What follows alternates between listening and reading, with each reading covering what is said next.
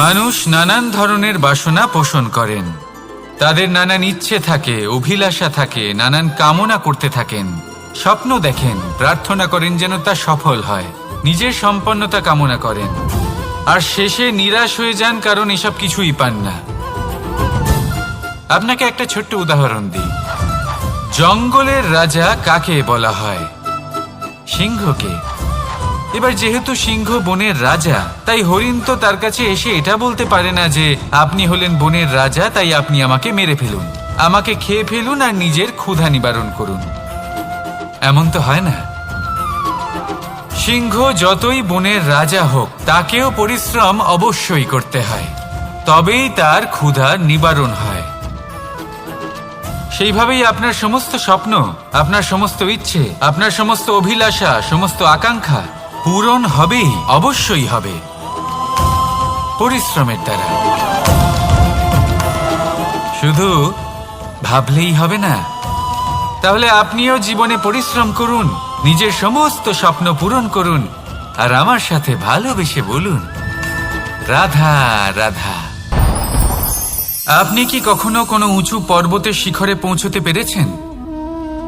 যদি পৌঁছে থাকেন বা যদি আপনি কোনো উঁচু পর্বতের শিখরে যান, তাহলে ভালো করে দেখবেন, আপনি যত উঁচুতে অগ্রসর হতে থাকবেন, আস্তে আস্তে সমস্ত বনস্পতি বিলুপ্ত হতে থাকে। তারপরে সমস্ত গাছপালা, পশু পাখি সব বিলুপ্ত হতে থাকে। শেষ পর্যন্ত সেই শিখরে থেকে যায় শুধুমাত্র শান্তি, নীরবতা। আমাদের মানুষের সাথেও এটাই হয়। মানুষ যখন আত্মবিকাশের পথে অগ্রসর হতে থাকে এবং নিজের জীবনের শিখরে পৌঁছতে চায়, তখন তার একা থাকা অত্যন্ত প্রয়োজনীয় হয়। আর তাকে তখন ত্যাগ করতে হয় নিজের সুখ স্বাচ্ছন্দ্য, নিজের সম্পত্তি, নিজের সমৃদ্ধি, নিজের সৌন্দর্য। দেখুন, জীবনের শিখরে পৌঁছনো একেবারেই সহজ কাজ নয়। এ হলো অত্যন্ত দুর্গম এক পথ। কিন্তু যদি আপনি সেখানে পৌঁছতে চান, তাহলে আপনাকে ত্যাগের প্রবৃত্তি জাগিয়ে তুলতে হবে। ত্যাগ কি সেটা জানতে হবে, কারণ ত্যাগের ফলেই মনে শান্তি আসে, আর সেই শান্তির ফলে মনে উৎপন্ন হয় প্রেম। আর এই প্রেমই হলো জীবনের অন্তিম লক্ষ্য। তাহলে আসুন আমার সাথে ভালোবেসে বলুন, রাধা রাধা। অধিকার, এটা না কোনো সাধারণ শব্দ, না কোনো ব্যবসা, নিজেই একটা অদ্ভুত ব্যাপার এই অধিকার। স্বয়ং ঈশ্বর মানুষকে জীবন বাঁচার অধিকার দিয়েছেন। কিন্তু যখন কোনো নারীর অধিকারের প্রশ্ন আসে, তখন সেই অধিকারের সাথে কর্তব্য জুড়ে যায়। এবার নারীর অনেক অধিকারের মধ্যে একটা অধিকার হলো নিজের স্বামী নির্বাচন করা। নির্বাচন করা কে হবে তার অর্ধাঙ্গ, এমন একজন ব্যক্তি নির্বাচন করা যিনি নিজের সাথে, নিজের স্ত্রীর সাথে, সমগ্র পরিবারের সাথে এই সমগ্র সমাজের পরিস্থিতিকে উন্নত করতে পারেন। তাহলে ভাবুন, নিজের জন্য স্বামী বেছে নেওয়া কত বড় অধিকার, আর যোগ্য স্বামী বাছা তার থেকেও বড় কর্তব্য। তাই নারীর অধিকারের সাথে যখন কর্তব্য শব্দ জুড়ে যায়, অধিকার নামক শব্দের মাহাত্ম্য আরো বেড়ে যায়। আপনিও নিজের জীবনে নিজের অধিকারের সাথে কর্তব্যকে জুড়ে দেখুন। যদি এরকম করেন, তাহলে সমস্ত স্বপ্ন পূর্ণ হবে, আর মন প্রসন্ন হয়ে বলবে, রাধা রাধা। কর্ম, কর্ম সর্বদাই শান্ত মনে করুন। ভিতের সেই ইটের মতো করুন যে শান্তভাবে 7 হাত গভীরে অবস্থান করে। সবার চোখ যায় শিখরের সেই পতাকার দিকে, কিন্তু শিখরে থাকা সেই পতাকা প্রতীক হলো ভিতের মধ্যে থাকা সেই ইটের শক্তির, যে শান্ত মনে নিজের কাজ করে গেছে। তাই এইভাবেই নিজের কর্ম করুন শান্ত মনে, সন্তোষ ভাব নিয়ে। কলরব যা করার তা আপনার সাফল্যকে করতে দিন, কারণ যখন সাফল্যের এই জয় জয়কার চারিদিকে ছড়িয়ে পড়ে, তখন কর্মের এই মৌনতা আরো শক্তিশালী হয়ে ওঠে। তাহলে আসুন আমার সাথে ভালোবেসে বলুন, রাধা রাধা। পরীক্ষা, এমন একটা শব্দ যেটা শুনে সংসারের বেশিরভাগ মানুষই ভয়ভীত হয়ে পড়েন। কারণটা কি?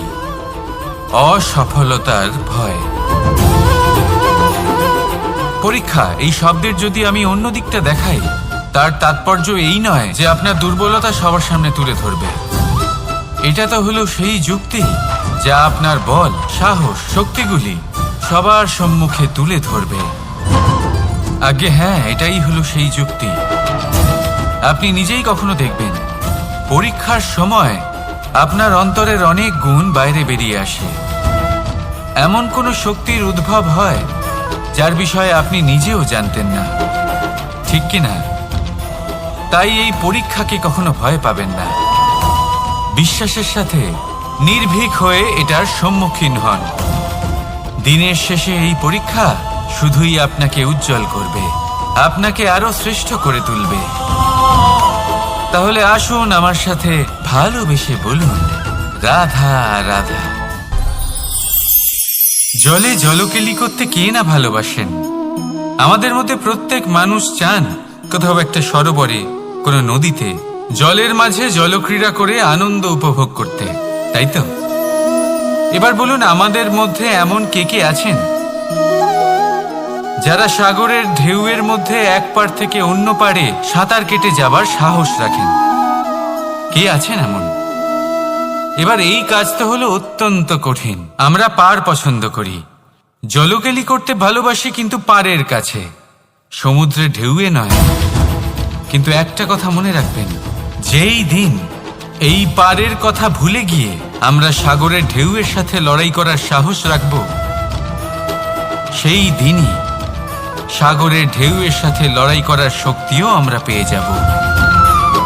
পার আমাদের অত্যন্ত প্রিয়, আমাদের সুরক্ষিত রাখে, কিন্তু এটা আমাদের দুর্বল করে তোলে। তাই এই পারের মায়া ত্যাগ করুন আর সাগরের ঢেউয়ের সাথে লড়াই করার সংকল্প নিন। নিজের প্রতি বিশ্বাস রাখুন, তারপর দেখুন কি হয়। সফলতার শিখরে আপনার এই জীবন পৌঁছবে আর ভালোবেসে বলবে, রাধা রাধা। মানুষ যখনই নিজের জীবনে নতুন কিছু করতে যায় তখন ভয়ভীত হয়ে থাকে। ভাবে, যদি আমি অসফল হই তাহলে কি হবে? কে কি ভাববে? কেউ আমাকে দেখে হাসবে কিনা? যদি আমি আমার মতামত দিই তাহলে বলবো, এইসব পরীক্ষার সম্মুখীন হতে কখনো ভয় পাবেন না। কারণ যাই হোক না কেন, পরিণাম দুটোই হতে পারে। একটা হয় আপনি জিতে যাবেন, দ্বিতীয় পরিণাম আপনি হেরে যাবেন। খুব সোজা। যদি জিততে পারেন আপনি সবাইকে নেতৃত্ব দিতে পারবেন, কিন্তু যদি আপনি হেরে যান তাহলে আপনার কাছে সেই অভিজ্ঞতা থাকবে যা দিয়ে আপনি আগামী প্রজন্মের পথপ্রদর্শক হবেন। এবার ভাবুন, এই অভিজ্ঞতা দ্বারা আপনি কাউকে সাহায্য করছেন যা দিয়ে সে নিজের স্বপ্ন পূরণ করতে পারবে। খুব পুণ্যের বিষয় এটা। একটা সহজ কথা জেনে রাখুন, জয় হোক বা পরাজয়, দুটো একই দিকে নিয়ে যায়, আর সেটা হলো জয়ের দিকে। শুধু নিজের দৃষ্টিভঙ্গি শুভ করে তুলুন আর নিজের পরীক্ষাগুলিকে সীমিত করে তুলবেন না। নিজের এই সীমাগুলিকে আহ্বান জানান। নিজের ব্যক্তিত্বকে বিশাল করে তুলুন, শক্তিশালী করে তুলুন। আর আমার সাথে ভালোবেসে বলুন, রাধা রাধা। এই সম্পর্ক হলো গুরু এবং শিষ্যের। গুরু হলেন ধনুকের সেই প্রত্যঞ্চার মতো যিনি নিজেকে পেছনে রেখে শিষ্যকে তার গন্তব্যের দিকে এগিয়ে দেন, তাকে নিজের লক্ষ্য ভেদ করতে দেন আর সর্বদাই কঠোর হয়ে থাকেন যাতে শিষ্য কখনোই নিজের লক্ষ্যচ্যুত না হয়। ধন্য হলেন এমন গুরু যারা শিষ্যকে নিজের গন্তব্যে পৌঁছেও দেন এবং তার সব কৃতিত্ব তাকেই দেন, নিজের শিষ্যকে, নিজের বাণকে। তাহলে আপনারা চিরকাল এরকম গুরুকে মনে রাখবেন, সর্বদা তাদের সম্মান করবেন, সর্বদা তাদের ভালোবাসবেন, কখনো জীবনে পিছিয়ে পড়বেন না আপনি। আসুন আমার সাথে ভালোবেসে বলুন, রাধা রাধা। আপনি কখনো আতর মেখেছেন? একটা শ্রেষ্ঠ আতরের গুণ হলো ওকে মাখার পরে অনেক দিন পর্যন্ত তার সুবাস থেকে যায়। তারপরে আপনি বস্ত্র বদল করুন বা রেখে দিন, তার সুবাস থেকেই যায়। এবার ধরে নিন এই আতর হলো আপনার কর্ম, আর আপনার শরীর, আপনার বস্ত্র হলো আপনার জিহ্বা।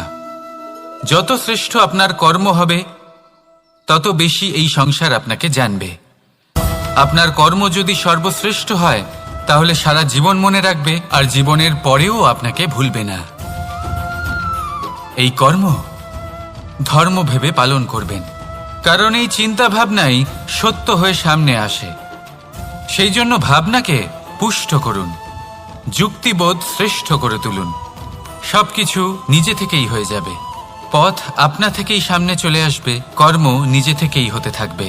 শুধু কর্ম ধর্ম মনে করে পালন করতে থাকুন, আর আমার সাথে ভালোবেসে বলুন, রাধা রাধা। এই জীবন, এই জীবন দেখতে গেলে কিন্তু খুবই কঠিন। এই জীবন কি করি হে নারায়ণ, এটাকে একটু সহজ কি করে করে তোলা যায়, এই প্রশ্নই তো আসছে মনে। এর উত্তর স্বয়ং সেই মানুষের মধ্যেই লুকিয়ে, তার সিদ্ধান্তে, তার নির্বাচনের মধ্যে লুকিয়ে। এবার জীবনের যে কঠিন সময়গুলো থাকে সেগুলো সেই প্রসঙ্গের মতোই হয়। যেমন ধরুন, আপনি হাঁটছেন হাঁটছেন আর হঠাৎ করে পায়ে কাঁটা ফুটে গেল। এবার আপনি কি করবেন? এমনও ব্যক্তি আছেন যারা সেই কষ্টের কারণে, সেই কষ্ট পাওয়ার ভয় পিছিয়ে আসেন। এমনও কিছু ব্যক্তি থাকেন যারা সেই আঘাতে নিরাময় করার জন্য সময় নষ্ট করবেন, কতটা জানি না। এমনও কিছু ব্যক্তি থাকতে পারেন যিনি হয়তো সেই কাঁটাকে তুলে নিয়ে তার ব্যবহার গজালের মতো করবেন, তাকে দেওয়ালে পুঁতে একটা সুন্দর ছবি লাগাবেন, যাতে সেই দেওয়াল আরো সুন্দর দেখতে মনে হয়। এটাই জীবনের সাথেও হতে পারে। এবার দেখুন, জীবন হলো কঠিন নাকি অত্যন্ত কঠিন সেটা গুরুত্বপূর্ণ নয়, সেটাকে সরল করার জন্য আপনি কি করছেন সেটা গুরুত্বপূর্ণ। জেনে রাখুন, আমরা সবাই মরণশীল, আমাদের সবার মৃত্যু হবে, প্রত্যেককেই এক না একদিন অবশ্যই মরতে হবে। এবার যখন সেটা হতেই চলেছে, তাহলে ভয় কেন পাব, চিন্তা কেন করব? দুশ্চিন্তা করলে কি এর সমাধান হয়ে যাবে? কখনোই নয়। যা প্রারব্ধ তা হবেই। তাই জীবন এই কিছুক্ষণ আপনাকে বাঁচার জন্য দিয়েছে, তা বাঁচতে শুরু করে দিন। জীবনে যা পরিস্থিতি আসুক তা ধন্যাত্মক দৃষ্টিভঙ্গি দিয়ে দেখা শুরু করুন। এটা যদি আপনি শিখে নিতে পারেন তাহলে আপনার এই জীবন সুখ ও প্রসন্নতা দ্বারা ভরে উঠবে। আর এই প্রসন্নতাই আপনি বলবেন, রাধা রাধা।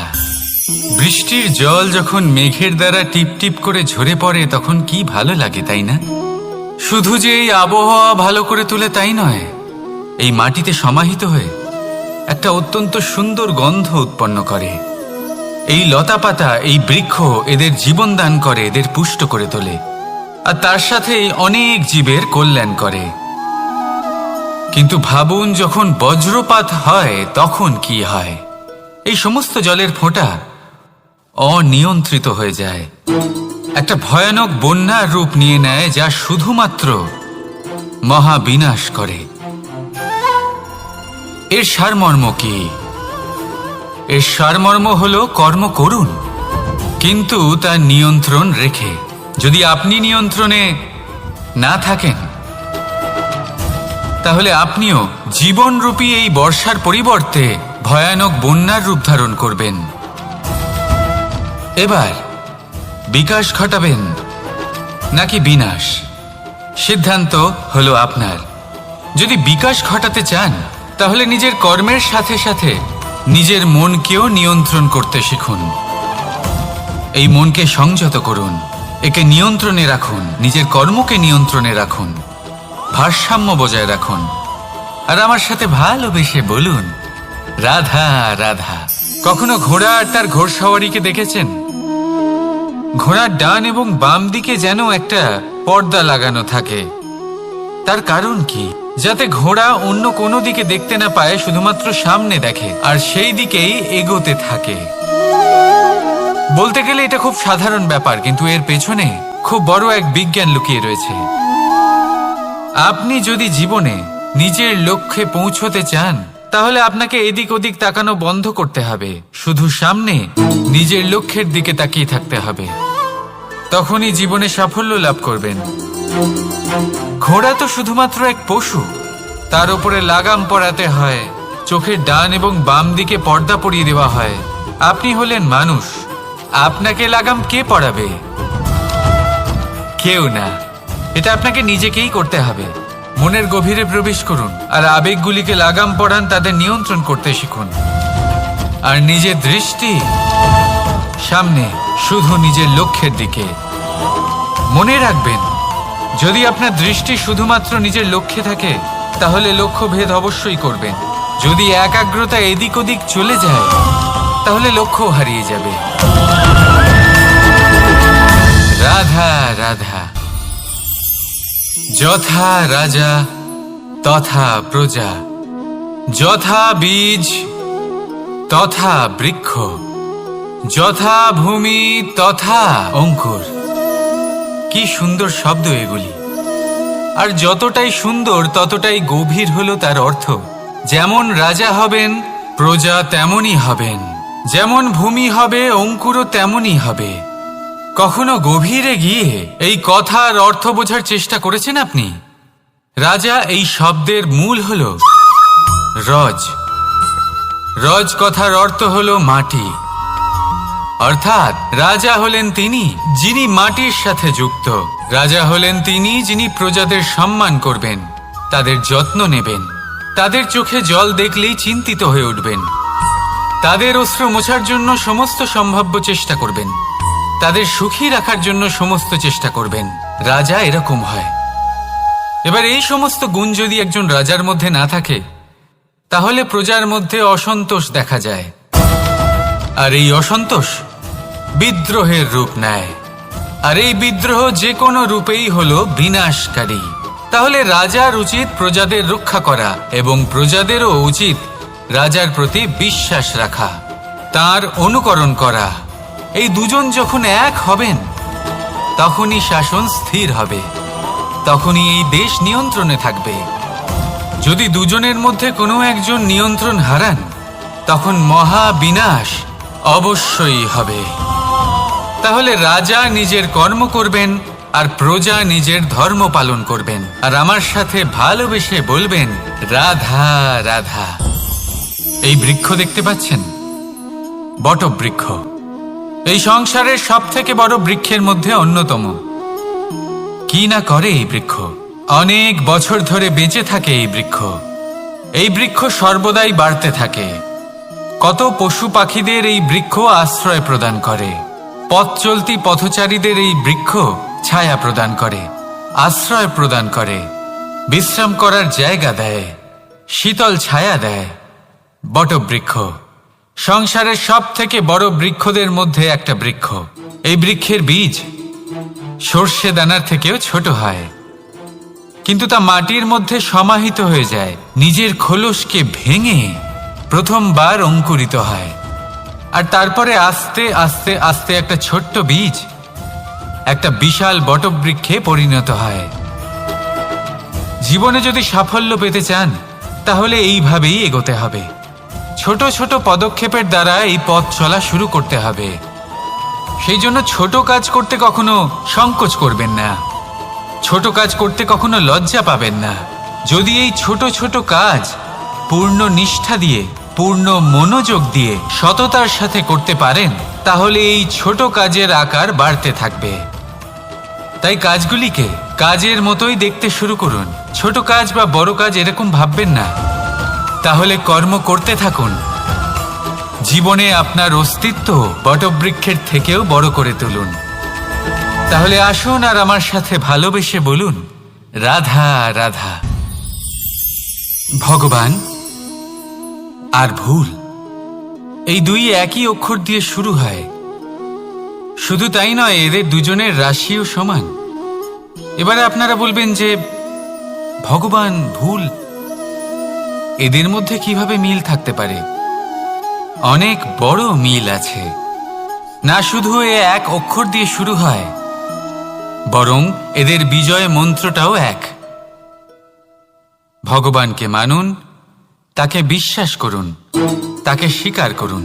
এটা করলে মনের দৃষ্টি থেকে ভগবানকে দেখা যায়, আর উনি আপনাকে সমৃদ্ধ করে তোলেন। ভুলের সাথেও এটাই ঘটে। নিজের ভুল স্বয়ং মেনে নিলে, স্বীকার করে নিলে সব কিছুই স্পষ্টভাবে দেখতে পাবেন। যেদিন থেকে আপনি নিজের ভুল মেনে নিতে শিখবেন, সেদিন থেকে সেই ভুল শোধরানোর প্রক্রিয়াও শুরু হয়ে যাবে। আপনি বুঝে যাবেন নিজের ভুল কিভাবে শোধরাতে হয়। তাই মনে রাখবেন, নিজেকে শ্রেষ্ঠ করে তোলার জন্য নিজের ভুল স্বীকার করা অত্যন্ত প্রয়োজনীয়। এই জীবনে শান্তি আনার জন্য ঈশ্বরকে মেনে নেওয়াও অত্যন্ত প্রয়োজনীয়। সবসময় নিজের গুণ এবং নিজের দোষ মনে রাখবেন। আজীবন সুখী থাকবেন। রাধা রাধা। আমরা সবসময় চাই যে এই সংসার আমাদের জ্ঞানী বলবে, বুদ্ধিমান বলবে, বুঝদার বলবে, কিন্তু মূর্খ যেন কেউ না বলে। মূর্খ শব্দটা আমরা কেউ শুনতে চাই না, দূরে পালাতে থাকি। কিন্তু একটা সত্যি সবার কাছে অজানা, যে মূর্খ হওয়া হলো বুদ্ধিমান হওয়ার দিকে সর্বপ্রথম পদক্ষেপ। আপনি যত খুশি দিগ্গজ জ্ঞানী মানুষদের সাথে আলাপ করুন, যত ইচ্ছে কথা বলুন, যতই জ্ঞানের কথা আলোচনা করুন, অভিজ্ঞতা মূর্খ হবার পরেই পাওয়া যায়, তাই নয় কি? মূর্খ হবার পরে আপনি এটা বুঝতে পারবেন যে কি করা উচিত নয়। জ্ঞানী ব্যক্তি আপনাকে এটা বলবেন যে কি করা উচিত। আর এই সংসারে কি করা উচিত তার থেকেও অনেক বড় জ্ঞান হলো কি করা উচিত নয়। সেই জন্য সব সময় মনে রাখবেন, আপনার করা কিছু ভুল আপনাকে যদি কেউ মূর্খ বানিয়ে থাকে, ছল চাতুরি করে থাকে, তাহলে কোনো ব্যাপার নয়। এটা শেষ পর্যন্ত আপনাকে আরো বুদ্ধিমান করে তুলবে। এই মুহূর্তে ধন্যাত্মক থাকুন। এই সংসার আপনাকে অবশ্যই জ্ঞানী বলবে। রাধা রাধা। আপনি কি কখনো একজন মালিকে একটা বাগানের যত্ন নিতে দেখেছেন? যদি কখনো একটা গাছে উই ধরে যায়, মালি তখন শুধু সেই গাছের নয়, সমস্ত বাগানের চিকিৎসা করায়। আপনারা হয়তো বলবেন, এ কেমন মূর্খতা? যখন উই একটা গাছে লেগেছে, সমস্ত বাগানের চিকিৎসা কেন করাতে হবে? এ তো অযথা পরিশ্রম করা। কিন্তু মালি খুব ভালো করে জানে যে উই হয়তো একটা গাছে লেগেছে, কিন্তু তা সমস্ত বাগানকে নাশ করে দিতে পারে। এবার মালির এই শিক্ষা, এই জ্ঞান অন্য অনেক জায়গাতে প্রযোজ্য। এই সংসারে আমরা শুধুমাত্র নিজের পরিবারের কথাই চিন্তা করি, তাদের যত্ন নিই, চেষ্টা করি যেন তারা ভালো থাকেন, সুখে থাকেন। আর সেই সময় এই সমাজের কিছু বিরোধী মনোভাব এই সমাজকে গ্রাস করে ফেলে, এই সমাজকে নষ্ট করে ফেলে। কিন্তু আমাদের নজর শুধু আমাদের পরিবারে থাকে। সেই জন্য যখন কথা ওঠে রাষ্ট্রের, দেশের, তখন তার জন্য সিদ্ধান্ত নিতে হবে, তখন তার জন্য ত্যাগ করতে হবে। আর মনে রাখবেন, যে সমস্যায় আসুক তার সমাধান পূর্ণরূপে বাঞ্ছনীয়। এই সংসারে প্রত্যেক ব্যক্তি যদি নিজের পরিবারেরও খেয়াল রাখেন এবং সমাজেরও খেয়াল রাখেন এবং সঠিকভাবে এই দেশেরও খেয়াল রাখেন, তবেই এই দেশ সম্পন্ন হতে পারবে। তাহলে আপনিও সেই প্রয়াস করুন আর আমার সাথে ভালোবেসে বলুন, রাধা রাধা।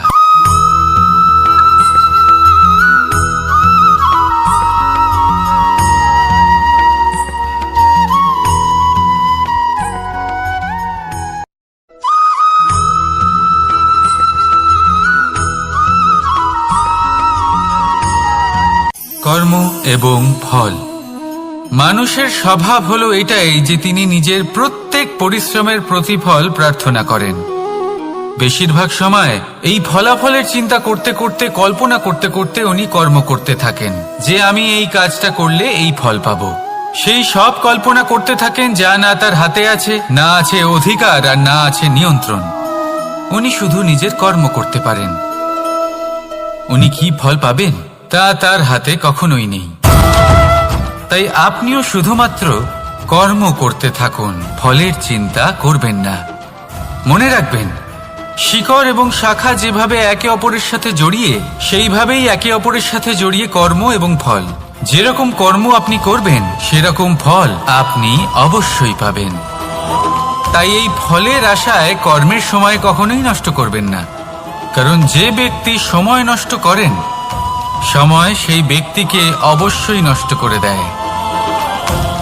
কর্ম করুন নিঃস্বার্থভাবে, ফলের চিন্তা করবেন না, আর আমার সাথে ভালোবেসে বলুন রাধা রাধা। কর্ম এবং ফল, দেখতে গেলে এই সমস্ত ব্রহ্মাণ্ড এই দুইয়ের মাঝেই স্থির হয়ে আছে। মানুষজন কর্ম করেন ভালো ফল লাভের আশায়, আর ভালো ফল লাভের আশায় উনি এটাই ভুলে যান যে উনি যে কর্ম করছেন তা কি করছেন। আমি বলেছিলাম কর্ম করুন ফলের চিন্তা না করে, কিন্তু কি কর্ম করছেন সেই বিষয়ে ভাবাটাও অত্যন্ত আবশ্যক। নয়তো অনেক সময় আমরা এমন কর্ম করে ফেলি যা না চাইতেও বিষে পরিণত হয়, যা হয়েছে দুঃশাসনের সাথে, দুর্যোধনের সাথে, গুরু দ্রোণের সাথে। একজনের মানসিকতা উচিত ছিল না, একজনের বিবেক উচিত ছিল না, আরেকজন যে পক্ষ নির্বাচন করেছিলেন সেই পক্ষ উচিত ছিল না। আর যা কিছু ওনাদের সাথে হলো, আপনার আমার আমাদের সকলের সাথে তা হতে পারে। আমি বলেছিলাম কর্ম করুন, ফলের চিন্তা করবেন না, কিন্তু এই কর্মের বিষয়ে বিচার করে দেখাটাও ততটাই আবশ্যক। দেখুন, কর্ম করার উচিত প্রক্রিয়া ফলের চিন্তা না করা, কিন্তু যদি আপনার কর্ম শুভ হয় তাহলে তার ফলও নিয়তি আপনাকেই দেবে। সর্বদা কর্ম করার সময় এটা ভাবুন যে আপনার এই কর্ম এই সংসারকে, এই সমাজকে, আপনার পরিবারকে, আপনার আশেপাশের মানুষজনকে কোন দিশায় নিয়ে যাবে। যদি এটা সবার জন্য মঙ্গলময় হয় তাহলে কর্ম করতে থাকুন। আর হ্যাঁ, নিশ্চিত রূপে ফলের চিন্তা করবেন না। আসুন আমার সাথে ভালোবেসে বলুন রাধা রাধা।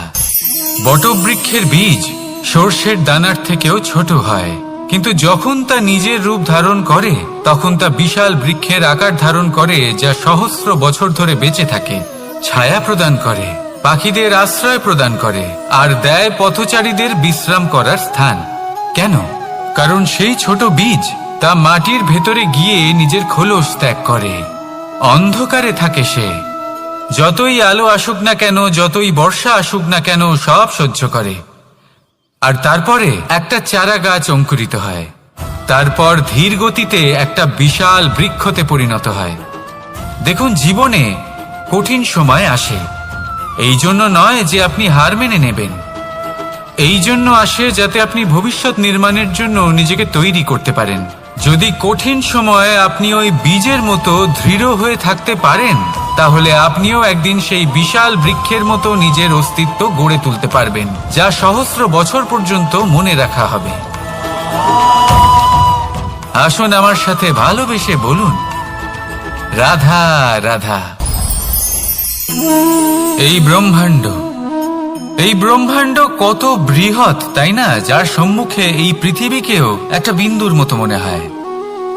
আর এই পৃথিবীতে আমরা কে হই, আমাদের আকার কিরকম, আমাদের অস্তিত্বই বা কি? যখন আমরা এভাবে ভাবি তখন মনে হয় আমরা কিছুই নই। তা আমরা যখন কিছুই নই, তাহলে আমরা এত চিন্তা করি কেন? কি ভেবে ভয় পাই? কাকেই বা এত ভয় পাই? কে আমাদের মারতে পারে আর কেই বা আমাদের জন্ম দেবে? আত্মার আসলে না কখনো জন্ম হয় আর না কখনো মৃত্যু। আত্মা শুধুই শরীর বদল করে। আপনি, আমি, আমরা সকলে এই শরীর নয়, আমরা হলাম আত্মা, যা হলো পরম আত্মার পরম অঙ্গ। সেই জন্য মনে রাখবেন, বাইরের কোথাও দেখবেন না, নিজের অন্তরের গভীরে গিয়ে দেখুন, আত্মাকে উপলব্ধি করতে শিখুন। ক্লেশ, ভয়, চিন্তা, এই সব কিছুর থেকে নিজেকে দূরে রাখুন, তাহলেই উপলব্ধি করতে পারবেন পরমাত্মাকে। তাহলে আসুন আমার সাথে ভালোবেসে বলুন রাধা রাধা। পরিবর্তন এই সংসারের শাশ্বত নিয়ম। কোনো রাজা নেই যিনি চিরকাল রাজা থাকেন, কোনো ধনী ব্যক্তি নেই যিনি চিরকাল ধনী থাকবেন। এই সংসারে সূর্যের স্থান নেওয়ার জন্য চন্দ্রিমার আগমন ঘটে। কোন স্থান যাকে পতিত বলা হয়েছিল সেখানে মহল তৈরি হয়েছে। কোন স্থান যাকে আজ মলিন বলা হয়েছে কাল সেখানে মন্দিরও স্থাপন হতে পারে। কোন ঋতু চিরকালের জন্য থাকে না, কখনো সময় চিরকাল একরকম থাকে না। আজ যা আপনার কাছে রয়েছে কাল অন্য কারোর ছিল, আজ যে আপনার কাছে রয়েছে কাল তা অন্য কারোর কাছে চলে যাবে। আপনার সাথে কিছু থাকলে তা হলো আপনার কর্ম, কিন্তু সেই কর্মের পরিণামও আপনার নয়। আপনি শুধু কর্ম করুন, বাকি সবকিছুই পরিবর্তনশীল। কিন্তু সেই পরিবর্তনকে দেখে ভয় পাওয়ার প্রয়োজন নেই, তাকে স্বাগত জানান। যদি আপনি হাসি মুখে সেই পরিবর্তনকে স্বাগত জানান, তাহলে এই পরিবর্তনও হাসি মুখে আপনার সাথে থাকবে। আসুন আমার সাথে ভালোবেসে বলুন, রাধা রাধা। সঞ্চয়। মানুষের যখন থেকে বোধবুদ্ধি হয় সঞ্চয় করতে আরম্ভ করে দেন। সঞ্চয় করতে থাকেন ভোজনের, সঞ্চয় অর্থের, সঞ্চয় শক্তির। নিজের জন্য করেন, নিজের পরিবারের জন্য করেন, নিজের স্ত্রীর জন্য করেন, সন্তানের জন্য করেন, সন্তানের সন্তানের জন্যও সঞ্চয় করেন। সঞ্চয় করার জন্য ওনার কাছে অনেক কারণ রয়েছে, কারণ উনি এটা ভাবেন যে এই সঞ্চিত শক্তির জন্য কেউ ওনার কোনো ক্ষতি করতে পারবে না। মানুষ ভুলে যান একটা গুরুত্বপূর্ণ কথা, এই সত্য, উনি এই সংসারে খালি হাতেই এসেছিলেন আর এখান থেকে ওনাকে খালি হাতেই যেতে হবে। যা এখানকার তা এখানেই থেকে যাবে। আর যদি কিছু ওনার সাথে যায় তা হলো ওনার কর্ম, আর কিচ্ছু নয়। তাই যদি কিছু অর্জন করতে চান তাহলে শুভ কর্ম অর্জন করুন, আত্মশক্তি অর্জন করুন, কারণ পরলোকে এটাই হবে আপনার সম্পত্তি। তাহলে কি এটা আপনি অর্জন করতে চান না? আসুন আর আমার সাথে ভালোবেসে বলুন, রাধা রাধা। সদিচ্ছা। দেখতে গেলে 3 অক্ষরে তৈরি এই শব্দ, কিন্তু সমস্ত ত্রিলোক তার উপরেই আধারিত। আপনি এই সংসারে এসেছেন, তখন অবশ্যই শ্বাস নেবেন, কিন্তু তার বদলে আপনাকে কিছু তো দিতেই হবে। আপনার উপর নির্ভর করছে আপনি কি দেবেন। কি দেবেন এই সংসারকে, এই সমাজকে, নিজের পরিবারকে, আর তার বদলে কি নেবেন? যশ নাকি অপযশ? দেখুন, এক ছিল রাবণ, যে কিনা সমুদ্র পার করল সীতাকে অপহরণ করার জন্য, আর এক ছিলেন রামচন্দ্র, যিনি সমুদ্র পার করেছিলেন, সেতু বানিয়ে গিয়েছিলেন সীতাকে ফিরিয়ে নিয়ে আসার জন্য। দুজনেই সমুদ্র পার করেছিলেন, শুধু পার্থক্য ছিল সদিচ্ছাকে বোঝার, লক্ষ্যের। অনেক মানুষের যাত্রা একরকম হতেই পারে, কিন্তু আনন্দ তখনই লাভ করবেন যখন লক্ষ্য শুভ হবে, মহান হবে। এই লক্ষ্য দিয়ে এই সংসারের কল্যাণ হবে এবং মানুষের সম্মান হবে। যদি আপনার সংকল্প উচিত হয় তাহলে আপনার লক্ষ্য উচিতই হবে, নয়তো শুধুমাত্র বিনাশ হবে। আর উচিত এটাই হবে যে বিনাশের হাত থেকে যেন নিজেকে বাঁচানো যায়, কি বলেন? তাই জীবনে যে লক্ষ্য স্থির করছেন মনে রাখবেন তা যেন শুভ লক্ষ্য হয়।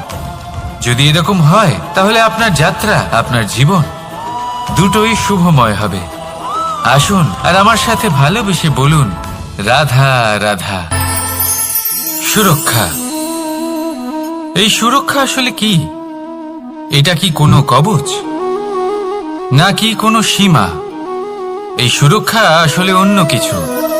আমাদের মাতা পিতা, আমাদের প্রিয়জন, আমাদের বন্ধু, এই সমাজ, আমাদের শুভাকাঙ্ক্ষী, আমাদের আত্মীয়, এনারা সবাই আমাদের জীবনে কোনো না কোনো ভাবে সুরক্ষা দিয়ে থাকেন, একটা কবচ দিয়ে থাকেন কোনো না কোনো রূপে।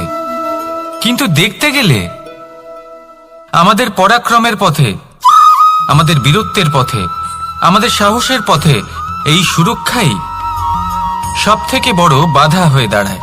একবার ভেবে দেখুন, যদি আপনি কোনো সুরক্ষাই না পান, বা যদি আপনি এই সুরক্ষা ভেঙে বাইরে আসতে পারেন, তাহলে আপনার বীরত্ব চরম সীমায় পৌঁছে যায়। কেন? কারণ তখন আপনি জানেন যে এই সংসারের সম্মুখীন আমাদের নিজেদেরই হতে হবে। আপনি বুঝে যান যে শত্রুর সম্মুখীন এবার নিজের বলের দ্বারা, নিজের পরাক্রমের দ্বারা, নিজের সাহসের দ্বারা করতে হবে। আর তখন আমাদের মনের মধ্যে এই শক্তি জাগ্রত হয়। এই শক্তি অন্তরেই বসবাস করে। শুধু এটা চিনে নিতে হবে, একে জাগ্রত করতে হবে, আর এটা সুরক্ষা ভেঙে যাওয়ার পরেই সম্ভব হয়। আর যারা নিজের শক্তি সম্পর্কে জানেন, যিনি নিজেই জানেন তিনি কতটা শক্তিশালী, তিনি নিজেই নিজের সুরক্ষা কবচ চিরকালের মতো ভেঙে ফেলে দেন, ঠিক কর্ণের মতো। আর তারপরে দেখুন, আপনার পরাজয় হোক বা বিজয়ী হোক না কেন, সেটাই অনেক বড় হয়, সেটাই প্রশস্ত হয়ে থাকে। সেই জন্য ত্যাগ করুন নিজের ভয়কে, নিজের আশেপাশের এই সুরক্ষা চক্রকে ভেঙে ফেলুন, আর সম্মুখীন হন এই সংসারের নিজের শত্রু সম্মুখীন হন। পরাক্রমের এই অঙ্কুর, তা অঙ্কুরিত হওয়ার জন্য বীজের উপরের এই কবচ, এটা ভেঙে যাওয়া অতি আবশ্যক। আসুন আমার সাথে ভালোবেসে বলুন, রাধা রাধা। যখন আমরা হাঁটতে থাকি আর আমাদের পায়ে কাঁটা বিঁধে যায়, তখন মুখ দিয়ে আহ বেরিয়ে আসে, কান্না চলে আসে, আর অনেক সময় অভিশাপও বেরিয়ে আসে। কিন্তু আমরা কি কখনো এটা এইভাবে দেখেছি, এইভাবে ভেবেছি যে আমরা যে পথে চলেছি সেই পথে কাঁটা বিঁধেছে, নাকি আমরা সেই পথ নির্বাচন করেছি যাতে শুধুই কাঁটা রয়েছে? নাকি আমরা এভাবে ভেবে দেখেছি যে এই কাঁটা আমাদের কষ্ট দিতে এসেছে, নাকি এটা আমরাই বিছিয়ে রেখেছিলাম? সাবধান থাকা উচিত ছিল, কারণ কাঁটা বিঁধলে যন্ত্রণা হবে, চিৎকার করে ফেলতে পারি, মুখ থেকে অভিশাপও বেরিয়ে আসতে পারে। কিন্তু এই অভিশাপ শুধুমাত্র আমাদের তরফ থেকে অভিশাপ হয়, সামনের ব্যক্তিটির ওপরও নির্ভর করে। এবার সেই ব্যক্তি যদি এমন হয় যে ফুল আর কাঁটা এই দুই সমানভাবে গ্রহণ করতে পারে, তার কাছে অভিশাপও বরদানে পরিণত হয়। শেষ পর্যন্ত ব্যাপারটা দাঁড়ায় ভাবনা, চিন্তা, দৃষ্টিভঙ্গির ওপর। কারণ আপনার এই ভাবনাই সত্যি হয়ে সামনে আসে। সেই জন্য এই ভাবনা, চিন্তা, মানসিকতাকে গুরুত্ব সহকারে দেখবেন। এই বিবেচনা নিয়ে বিবেচনা করতে শিখুন। আমার কথার অর্থ হলো যে জীবনে যখন এরকম কিছু একটা ঘটবে, তখন ভেবে দেখুন যে এরকম কেন হলো। আপনি কি এমন কোনো কর্ম করেছিলেন যার কর্মফল এটা? এমন কোনো কাজ যা অনুচিত ছিল, অসত্য ছিল, যা অভদ্রতার কারণ ছিল? ভেবে দেখা প্রয়োজন। দেখুন, ইচ্ছে হলো আপনার যে আপনি কি করতে চান, ভাবনা আপনার, সত্য আপনার, জীবন আপনার, সিদ্ধান্ত আপনার।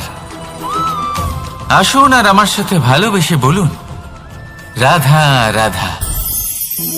সময়, এই সময় আসলে কি? এই সময় একটা সরল রেখা তো কখনোই নয়। সময় হলো একটা চক্র, যেখানে এর আদি সেখানেই হলো এর অন্ত, আর যেখানে তা শেষ হয় সেখান থেকেই তার শুরু হয়।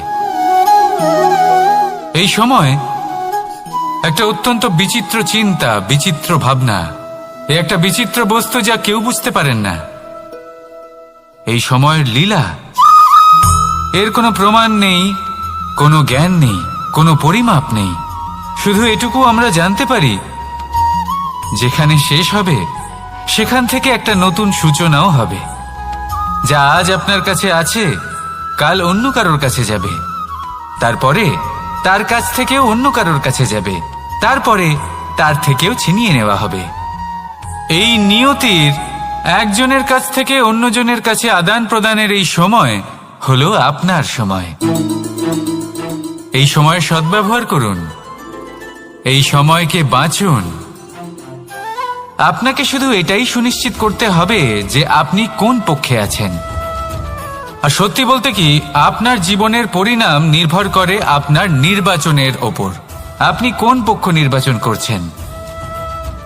তাহলে মনে রাখবেন, জীবনে সেই পক্ষই নির্বাচন করবেন যা চয়ন করার পরে আপনি সুখ অনুভব করবেন, আপনি সন্তোষ লাভ করবেন, প্রসন্নতা লাভ করবেন। আর আমি এটাই সুনিশ্চিত করব যে এই পক্ষ যেন শান্তির পক্ষ হয়, এই পক্ষই যেন প্রেমের পক্ষ হয়। তাহলে চিন্তা করবেন না, আর আসুন আমার সাথে ভালোবেসে বলুন রাধা রাধা। দৃষ্টি আর দৃষ্টিভঙ্গি, এই সমগ্র লীলা হলো এই দুইয়ের। বিচিত্র হতে পারে, কিন্তু এটাই সত্যি। এবার আপনাকে একটা উদাহরণ দিয়ে বোঝাই। অনেক সময় আপনি কোনো ব্যক্তিকে এটা বলতে শুনবেন যে আমি আমার নিজের উপরে গর্ব করি, আমি নিজেকে নিয়ে গর্ব করি, আমি খুব ভালোভাবে আমার মা বাবার সেবা করি, ওনাদের আমি সবসময় সুখী রাখি, ওনাদের আমি একটা বাড়ি দিয়েছি, সকল সুখ সুবিধা দিয়েছি, ওনাদের জীবনে প্রত্যেক জিনিস দিয়েছি আর দেব যা তাদের প্রয়োজন। এবার আমাকে বলুন যে আপনি কে হন? আপনি হলেন সেই বীজ যা আপনার মাতা পিতা রোপণ করেছেন। আপনার মা বাবাই আপনাকে এই সংসারে জন্ম দিয়েছেন। এবার এইসব কথার কি তাৎপর্য? এই হলো সেই ব্যক্তির দৃষ্টিভঙ্গি। এবার দেখা যাক এই প্রকৃতি আমাদের কি শেখায়। কখনো কোনো গাছকে দেখবেন, যখন সেই গাছে ফল আসে, সে মালিকে এটা বলে না যে দেখো আমি তোমাকে ফল খেতে দিচ্ছি। সেই বৃক্ষ এটা বলে না যে দেখো আমি তোমায় আহার করতে দিচ্ছি, কারণ ও জানে যে এটা হলো সেই মালির পরিশ্রম, এটা হলো তারই কর্মের ফল, আর এটা তারই পাওয়া উচিত। সে বলে যে তোমার জিনিস তোমাকেই অর্পণ করলাম, এ আমার জিনিস নয়। ও জানে সেই মালির গুরুত্ব আসলে কি, এটা হলো তার দৃষ্টিভঙ্গি। সেই জন্য আপনি জীবনে কোন ব্যক্তির মধ্যে, কোন পশু পাখির মধ্যে, কোন প্রাণীর মধ্যে, কোন পরিস্থিতিতে, কোন আবেগের মুহূর্তে কি দেখতে পাচ্ছেন, সেটা আপনার দৃষ্টিভঙ্গির উপরে নির্ভর করছে। তাই নিজের মনে ধনাত্মক ভাব জাগ্রত করুন, শুভ চিন্তা নিয়ে আসুন। এই ভাবনাই সত্য হয়ে সামনে আসবে। এই দৃষ্টিভঙ্গি এমন হয়ে যাবে যে আপনার জীবনে সবকিছুই শুভ হবে। তাহলে আসুন আর আমার সাথে ভালোবেসে বলুন রাধা রাধা। প্রতিশোধ অথবা কাউকে দুঃখ দেওয়ার ভাবনা, যদি এটা আপনার মনে থাকে, তাহলে আপনি নিজের মনেই যন্ত্রণার একটা বিশাল বৃক্ষ রোপণ করছেন, এটা মনে রাখবেন। কারণ কাউকে দুঃখ দেবার এই ভাবনা, এটা হলো সেই বীজ যা আপনার মনেই পতিত হবে, আপনার মনেই অঙ্কুরিত হবে, আর আপনার মনেই একটা বিশাল বৃক্ষরূপে বেড়ে উঠবে। জীবন আপনার, কর্ম আপনার, কাউকে দুঃখ দেবার ভাবনা আপনার ছিল, এই বৃক্ষ হলো আপনার, তাই এর ফলও আপনিই পাবেন, যা গ্রহণও আপনাকেই করতে হবে। মনে রাখবেন, যে মানুষ এটা ভাবে যে আমি ওকে দুঃখ দেব, ওকে কষ্ট দিতে চাই আমি, সেই মানুষই দুঃখ আর কষ্ট পেয়ে থাকে। যদি সেই জায়গায় আপনি এটা ভাবেন যে আমি কাউকে সুখী করে তুলতে চাই, কাউকে সুখ প্রদান করতে চাই, তাহলে তারও বীজ আপনার মনেই রোপণ হবে, বৃক্ষে পরিণত হবে, যার ফলও আপনিই পাবেন। এখানে বিষয়টা হলো শুধু মানসিকতার চিন্তা, যা সত্য হয়ে আপনার সামনে আসে। তাহলে এই মানসিকতা শুভ করুন, সবার জন্য মঙ্গল কামনা করুন। অন্যের মনে আপনার জন্য ভালো চিন্তা থাকুক বা না থাকুক, আপনি সবার জন্য শুভ চিন্তা করে কর্ম করতে থাকুন, তাহলে আপনার সাথেও ভালোই হবে। তাহলে আসুন আর আমার সাথে ভালোবেসে বলুন রাধা রাধা। সুখ আর অভিজ্ঞতা, এই দুই জীবনে একসাথে কখনোই আসে না। মনে রাখবেন, যেখানে সুখ থাকে সেখানে অভিজ্ঞতা থাকে না, আর যখন এই সুখ আমাদের জীবন থেকে দূরে চলে যায়, তখন আমাদের জীবনে আসে এই অভিজ্ঞতা। পরমাত্মা, প্রকৃতি, নিয়তি এই অভিজ্ঞতাকে আমাদের জীবনে পাঠান, যাতে আমরা একটা অত্যন্ত গুরুত্বপূর্ণ শিক্ষা, একটা জ্ঞান প্রাপ্ত করতে পারি। এই অভিজ্ঞতা আমাদের শেখায় যে অতীতে এমন কি হয়েছিল যা আমাদের করা উচিত হয়নি। আমাদের শেখায় ভবিষ্যতে এমন কি আছে যা আমাদের করা উচিত আর কি করা উচিত নয়। দেখতে গেলে এই অভিজ্ঞতা আমাদের সেই শিক্ষা দেয় যার জন্য আমরা সুখের দিকে উচিতভাবে অগ্রসর হতে পারি। সেই জন্য জীবনে যখনই দুঃখ আসবে, দুঃখের এই সময় আসবে, তখন হতাশ হবেন না। বোঝার চেষ্টা করুন এই পরিস্থিতি কেন এসেছে, কি শিক্ষা দিতে এসেছে।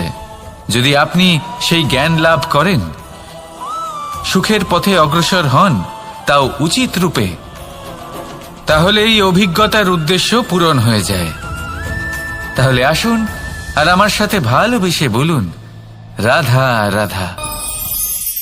জীবনে শিখরে পৌঁছানোর জন্য মানুষের কি প্রয়োজন হয়ে থাকে? সিঁড়ির।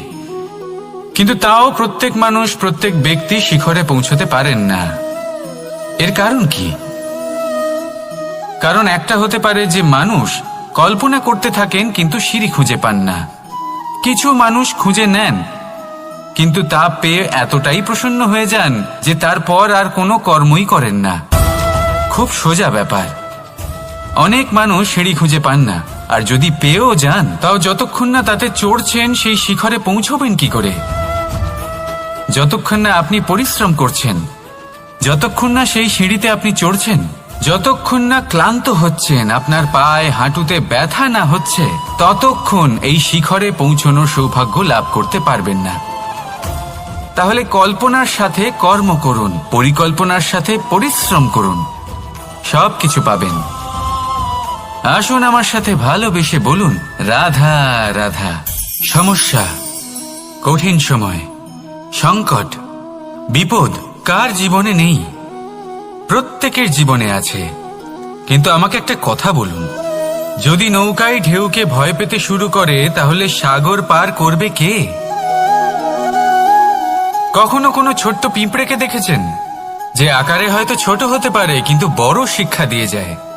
কিন্তু আমরা শিখি না।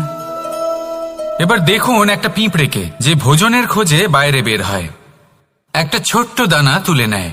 ছোট দানা তোলে কারণ তার থেকে বেশি সে তুলতেই পারবে না। সে দানা নিয়ে চলতে শুরু করে, কোনো দেওয়ালে উঠে পড়ে, আবার পড়েও যায়।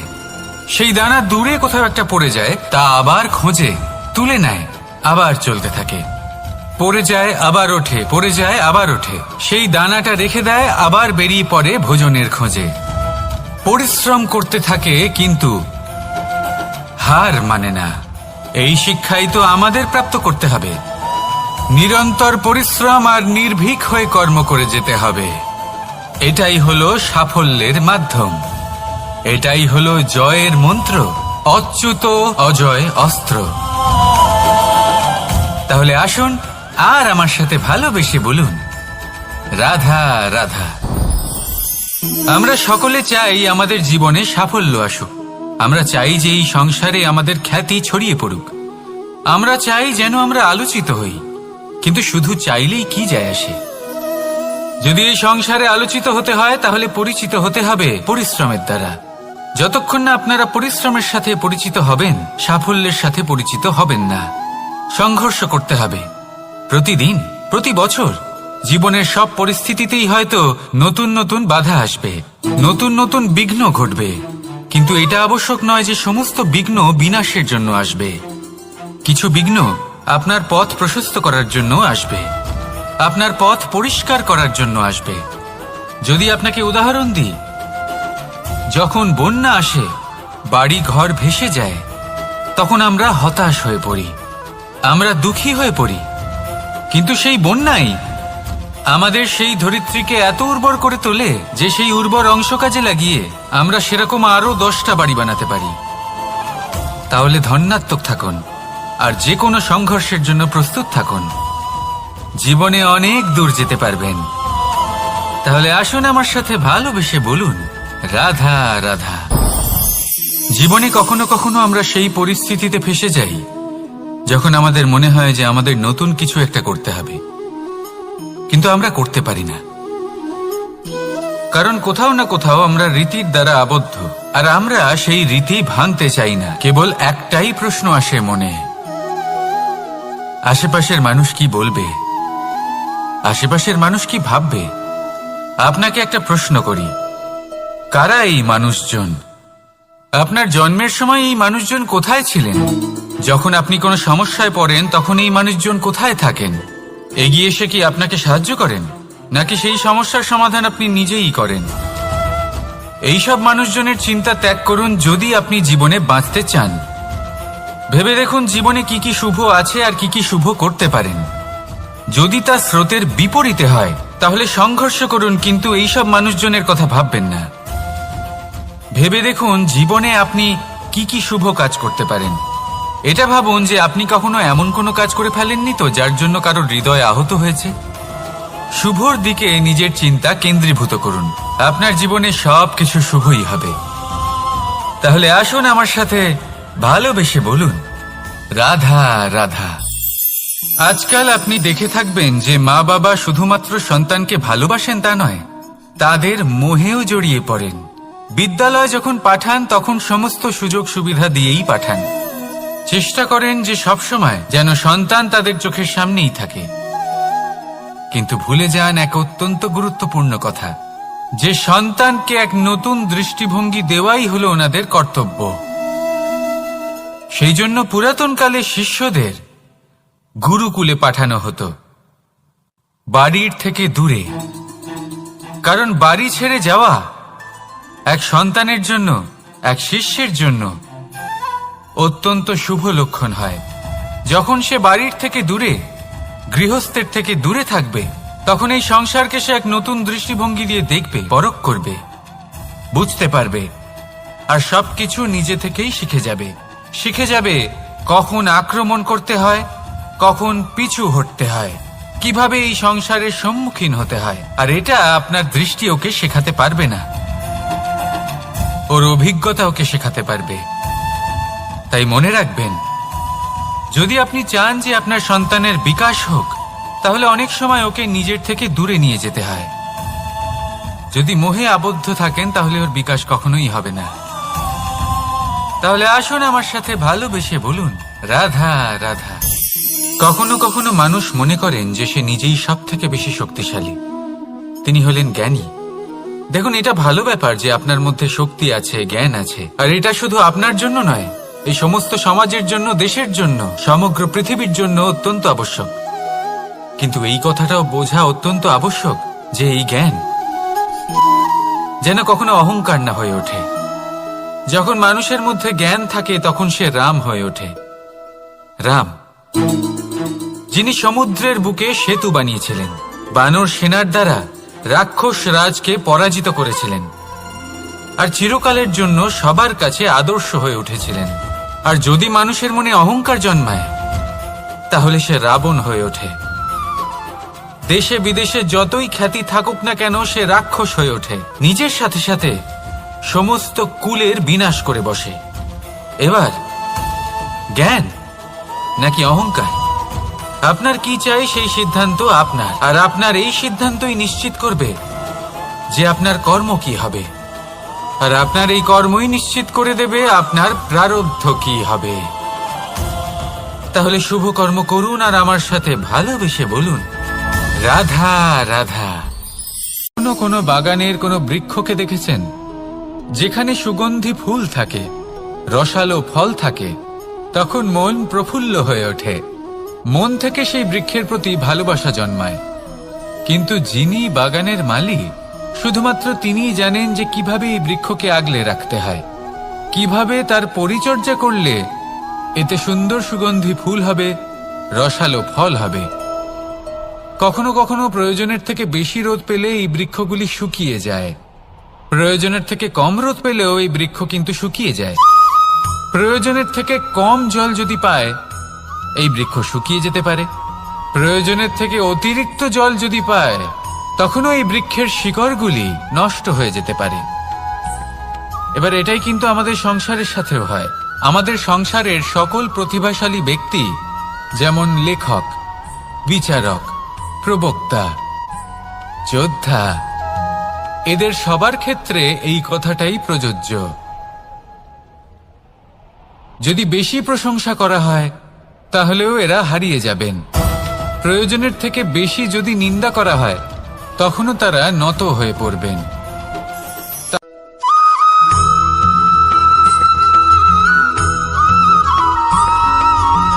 পঞ্চতত্ত্বের মধ্যে দ্বিতীয় তত্ত্ব হল ধরণী, ভূমি, যাকে আমরা ধরণী মাতা বলি। এই ধরণী ধৈর্য ধারণ করে, আর এর ওপরেই আমাদের সমগ্র সংসার নির্ভরশীল। কারণ এই ভূমি সহ্য ক্ষমতা রাখে, এর সহ্য ক্ষমতা হল অপরিসীম। সন্তান যতই আঘাত প্রদান করুক না কেন প্রেম পূর্বক সহ্য করে আর তার বদলে অমূল্য রত্ন প্রদান করে। সন্তান যদি হাল চালায় তাহলে তার বদলে তাকে অন্ন প্রদান করে। এটাই হলো ধরনী। এবার এর থেকে আমরা কি শিক্ষা পেতে পারি? এটাই যে কারোর জন্য কিছু করা বা কাউকে কিছু দেওয়া মনে কোনো কামনা ছাড়াই। আর এই কথাটা বুঝে যান, যদি কারোর জন্য কামনা না রেখে বা কোনো পাওয়ার আশা না রেখে কারোর জন্য কিছু করেন বা কারোকে কিছু দেন, যদি এটা আপনি শিখতে পারেন তবে আপনি ভালোবাসতে শিখে গেছেন। আর সেই জন্যই এই ধরিত্রীকে মাতা বলা হয়। কারণ মাতা শুধু উনি নন যিনি গর্ভে সন্তানকে ধারণ করেন, মাতা তো উনিও যিনি জীবন বাঁচতে শেখান, যিনি জীবন বাঁচার উদাহরণ প্রদান করেন। তাহলে ধরনীর থেকে এই নিঃস্বার্থ ভাব শিখুন, নিঃস্বার্থ ভালোবাসা শিখুন, আর এই ভালোবাসার সাথেই বলুন রাধা রাধা।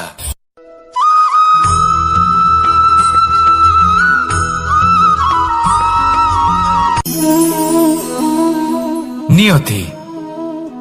রাধা আমাকে বলে, কৃষ্ণ, যদি তুমি জানো যে নিয়তিতে কি আছে তাহলে তাকে বদলে দাও না কেন? মহাদেব আমাকে বলেন যে শ্রীকৃষ্ণ, যদি আপনি এটা জানেন যে সাম্বের নিয়তি এটাই, তাহলে আপনি তাকে বদলানোর চেষ্টা কেন করেন? কেন? কারণ আমি একজন পিতা, আর পিতার কর্তব্য এটাই তিনি যেন সম্ভাব্য সব চেষ্টা করেন নিজের সন্তানের মঙ্গলের জন্য।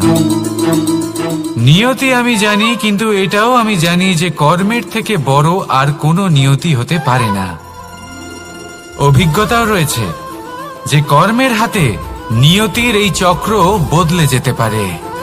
তাই জীবনে যদি আপনার কখনো এমন মনে হয় যে এটা তো অসম্ভব, তখনও চেষ্টা করা কখনোই ছাড়বেন না। কে বলতে পারে আপনারই কর্মের কোনো এক বীজ হয়তো নিয়তির চাকায় আটকে গেল আর নিয়তিকে নিজের পথ পাল্টাতে হলো, ঠিক কি না? সেই জন্য নিয়তিকে ভাগ্য মেনে নিয়ে চুপ করে বসে থাকবেন না। নিজের নিয়তি স্বয়ং নিজের কর্মের দ্বারা নির্ধারিত করুন, কারণ আপনার এই কর্মের ওপরেই আপনার অধিকার রয়েছে। আর এই অধিকারকে নিয়তি অনেক সময় সম্মানও করে। তাহলে আসুন আর আমার সাথে ভালোবেসে বলুন রাধা রাধা।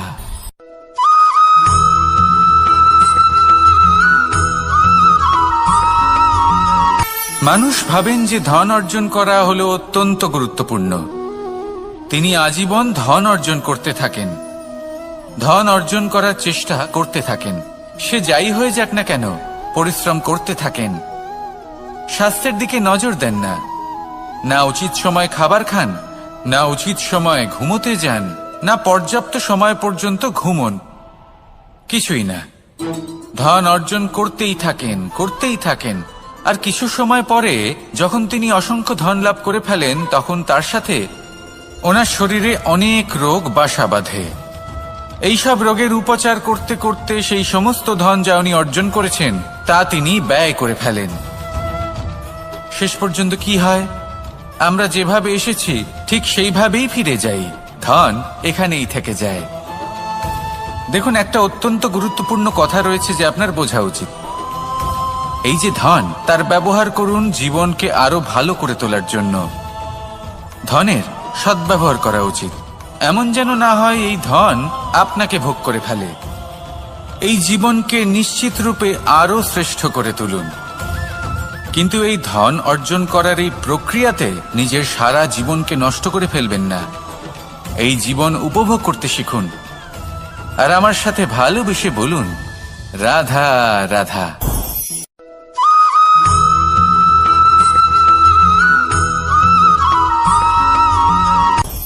আপনি কখনো পর্বতের শিখরে উঠেছেন? আপনি দেখতে পাবেন পর্বতের পদতলে প্রচুর সুন্দর ফুল রয়েছে, সবুজ বনানী রয়েছে। যত আপনি ওপরে উঠতে থাকবেন তত ফুল কমতে থাকবে, সবুজ বনানী কমতে থাকবে। আরো কিছুটা ওপরে উঠলে কাঁটা জাতীয় গাছ দেখতে পাবেন, শুকনো গাছ দেখতে পাবেন। আরো যদি ওপরে ওঠেন তাহলে পাষাণ দেখতে পাবেন। আরো ওপরে উঠলে হিমখণ্ড দেখতে পাবেন। এই যে পর্বত, তা মনুষ্য জীবনের সবথেকে উত্তম উদাহরণ। মানুষ যখন সাফল্যের শিখরে পৌঁছতে চান, মহানুভবতার শিখরে পৌঁছতে চান, পথে যত আস্তে আস্তে উপরে উঠতে থাকেন, ততই ভৌতিক বস্তু তার থেকে বিচ্ছিন্ন হতে থাকে। যদি তিনি সেই ভৌতিক বস্তুগুলি ত্যাগ না করতে পারেন, তাহলে কখনোই সেই স্থানে পৌঁছতে পারবেন না। আর মানুষ যদি উচিত ত্যাগ করতে পারেন, পথে অগ্রসর হতে থাকেন, এগোতে থাকেন, তাহলে একদিন না একদিন তিনি মহানুভবতার, জ্ঞানের, সাফল্যের হিমের স্বাদ অবশ্যই লাভ করবেন। মনে রাখবেন, মানব জীবনে ত্যাগ হলো অত্যন্ত গুরুত্বপূর্ণ অংশ। আসুন আমার সাথে ভালোবেসে বলুন, রাধা রাধা।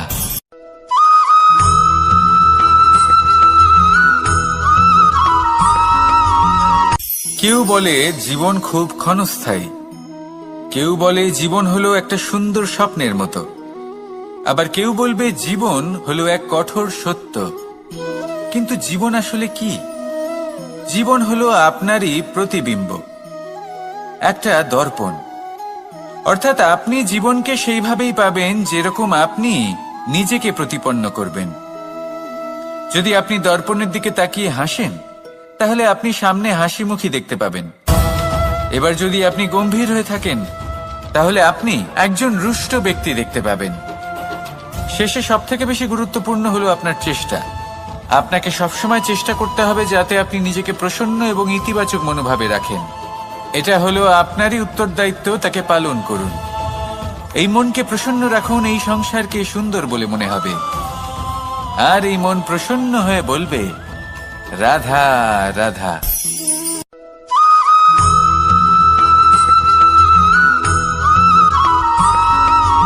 আমাদের শরীর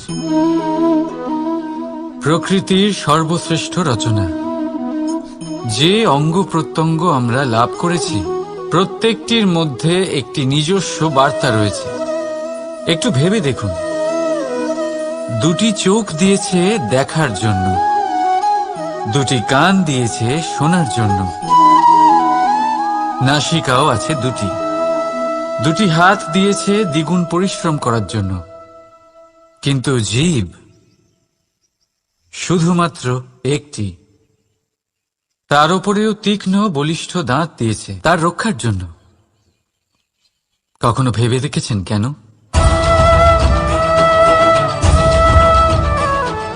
কারণ শব্দ আর শব্দের প্রয়োগ মানুষের সবচেয়ে বড় অস্ত্র, যার প্রয়োগ যত ভেবে চিন্তে করা যায়, মানুষ তার জীবনে ততটাই উপরে উঠতে পারে। তাহলে মনে রাখুন, দেখুন, শুনুন আর বুঝুন বেশি, বলুন কম। রাধা রাধা।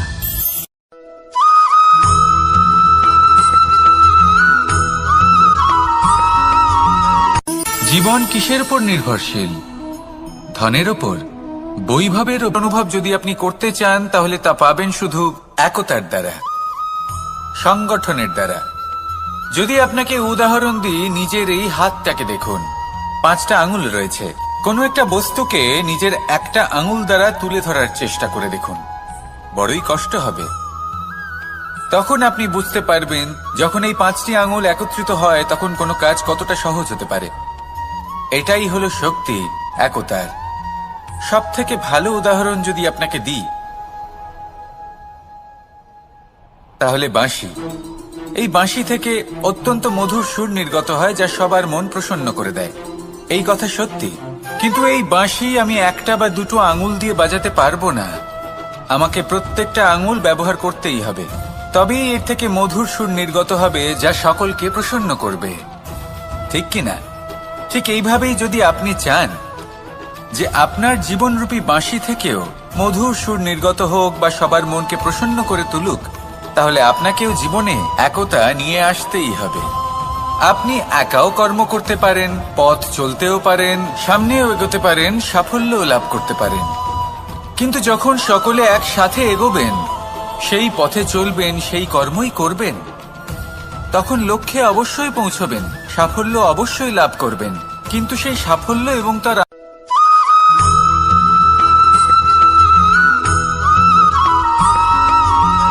এই সংসারে সব থেকে বেশি কোমল বস্তু হলো রেশম।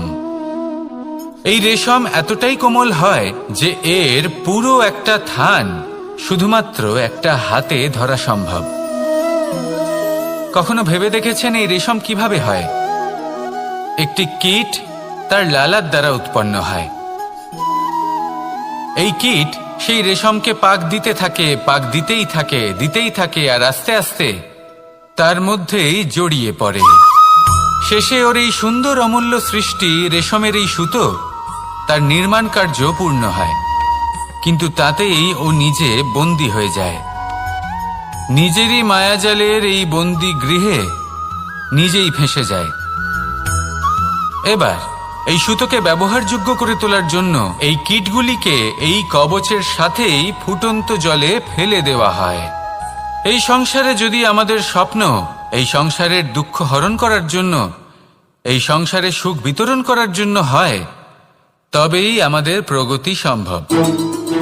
যদি আমাদের এই স্বপ্ন শুধুই আমাদের এবং আমাদের স্বার্থ সিদ্ধির জন্য হয়, তাহলে এই স্বপ্ন আমাদের অন্ধ করে দেবে, আমাদের অন্ধকারের পথে নিয়ে যাবে, আর আমরাও সেই কীটের মতো হয়ে যাব। নিজেদেরই মায়াজালে আমরা নিজেই ফেঁসে যাব, আর শেষে আমরা যদি কিছু লাভ করি তা হবে একাকিত্ব, অন্ধকারময় মৃত্যু। তাই স্বপ্ন অবশ্যই দেখুন, কিন্তু এমনভাবে স্বপ্ন দেখবেন না যে তার এই বন্দিগৃহে আপনি নিজেই ফেঁসে গেলেন। স্বপ্ন দেখুন পরোপকারে।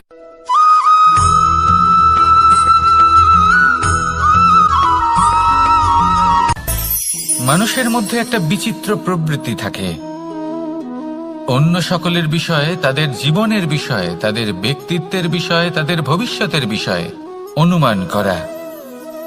এটা হলো অনুচিত। কারোর অতীতকালকে দেখে লোকে ভবিষ্যৎ বলে দিতে পারেন, বর্তমানকে দেখে ভবিষ্যতের বিষয়ে অনুমান করে ফেলেন।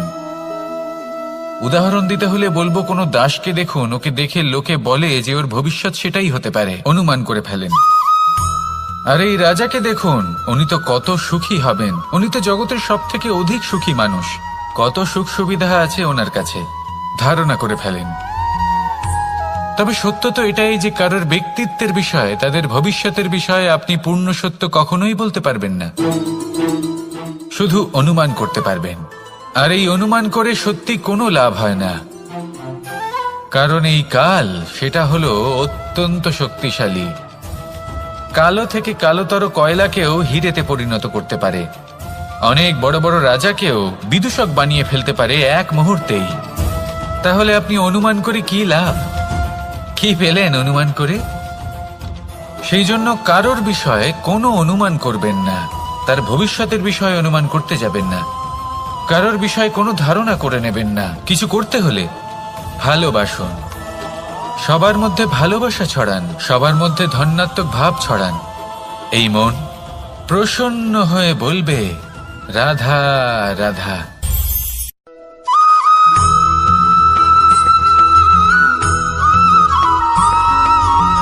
পঞ্চতত্ত্বের মধ্যে দ্বিতীয় তত্ত্ব হল ধরণী, ভূমি, যাকে আমরা ধরণী মাতা বলি।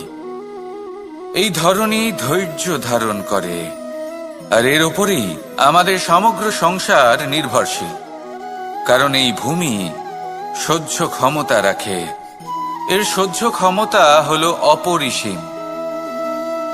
সন্তান যতই আঘাত প্রদান করুক না কেন, প্রেম পূর্বক সহ্য করে, আর তার বদলে অমূল্য রত্ন প্রদান করে। সন্তান যদি হাল চালায়, তাহলে তার বদলে তাকে অন্ন প্রদান করে। এটাই হলো ধরণী। এবার এর থেকে আমরা কি শিক্ষা পেতে পারি? এটাই যে কারোর জন্য কিছু করা বা কাউকে কিছু দেওয়া মনে কোনো কামনা ছাড়াই।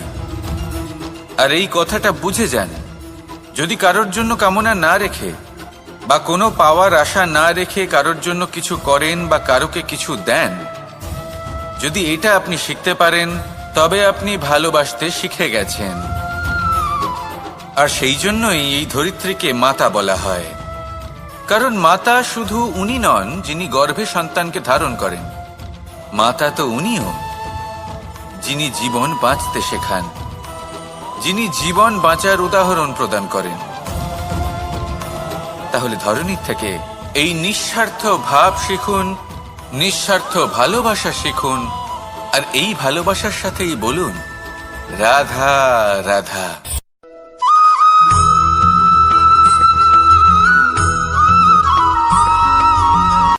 সংসারে আমাদের জীবনে যখন কোনো সুখ বা দুঃখ আসে, তার জন্য আমরা কাউকে না কাউকে অবশ্যই দায়ী করে থাকি, তাই না? এই ব্যক্তি আমাদের সাথে এরকম কাজ করেছেন, তাই আমার সাথে এমন হলো।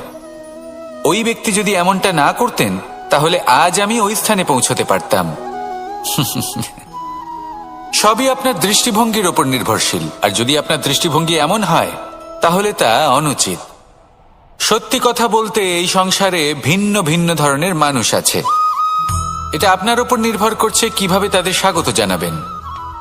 একবার ভাবুন, আমি আমার দুটো হাত সামনে নিয়ে এলাম, দুটো মুঠো খুলে দিলাম। দুই প্রকারের মানুষ আসবেন, কিছু না কিছু দিয়ে যাবেন।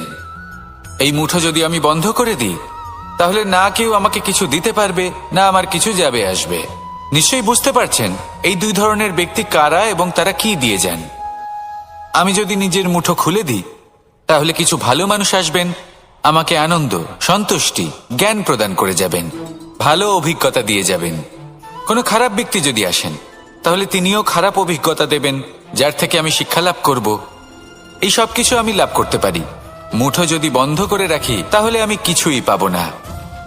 দেখুন, এই সংসারে প্রত্যেকের জীবনে এইরকম। প্রত্যেকের জীবনে সবকিছুই আছে, ভালো খারাপ দুই মানুষই আছে। ভালো অভিজ্ঞতা আছে, খারাপ অভিজ্ঞতা আছে। নির্ভর করছে আপনার উপর যে আপনি কি করবেন। এনাদের স্বাগত কিভাবে জানাবেন, কার থেকে কি বুঝবেন, কি শিখতে পারবেন, আর কোন দৃষ্টিভঙ্গি নিয়ে অগ্রসর হবেন। এটাই নির্ধারণ করবে যে আপনার জীবন কেমন হবে। আসুন আমার সাথে ভালোবেসে বলুন রাধা রাধা।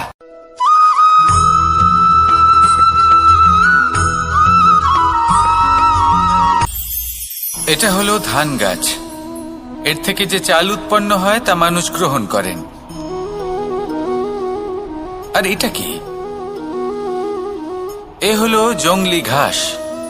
একবার ভেবে দেখুন, যদি এই জংলি ঘাস ধান গাছের আশেপাশে থাকে, তাহলে কি হবে? ধান উৎপন্ন হতে পারবে?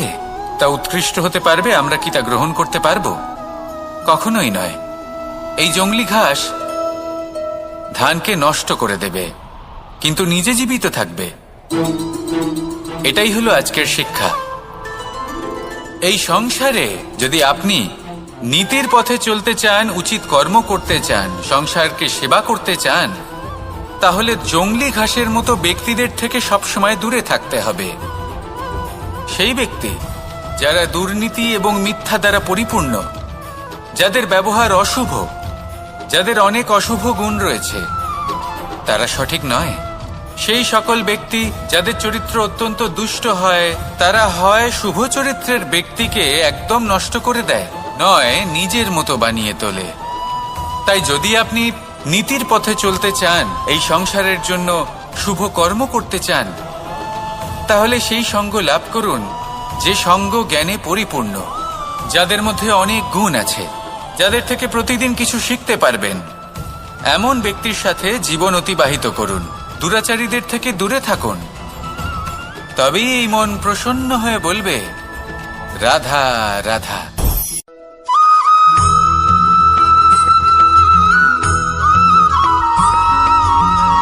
মানুষের মানসিকতা এমন হয় যে সে যতটা করে আশা করে যে তার থেকে অনেক বেশি তার বদলে সে পাবে।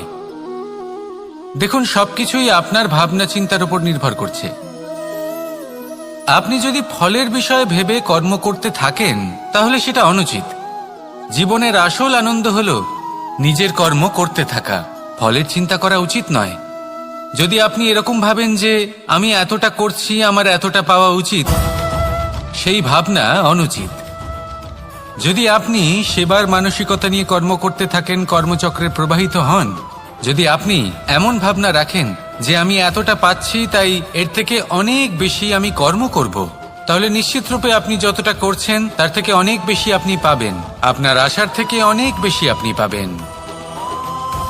শুধু জীবনে অনেক বেশি কাজ করতে থাকুন, ফলের চিন্তা করবেন না। আর মনে রাখবেন, এই ভাবনাই সব থেকে বড় বীজ। কর্মের উপর বিশ্বাস রাখুন। জীবনে যা যা আপনি চান সবই সুখময় হবে। আসুন আর আমার সাথে ভালোবেসে বলুন, রাধা রাধা।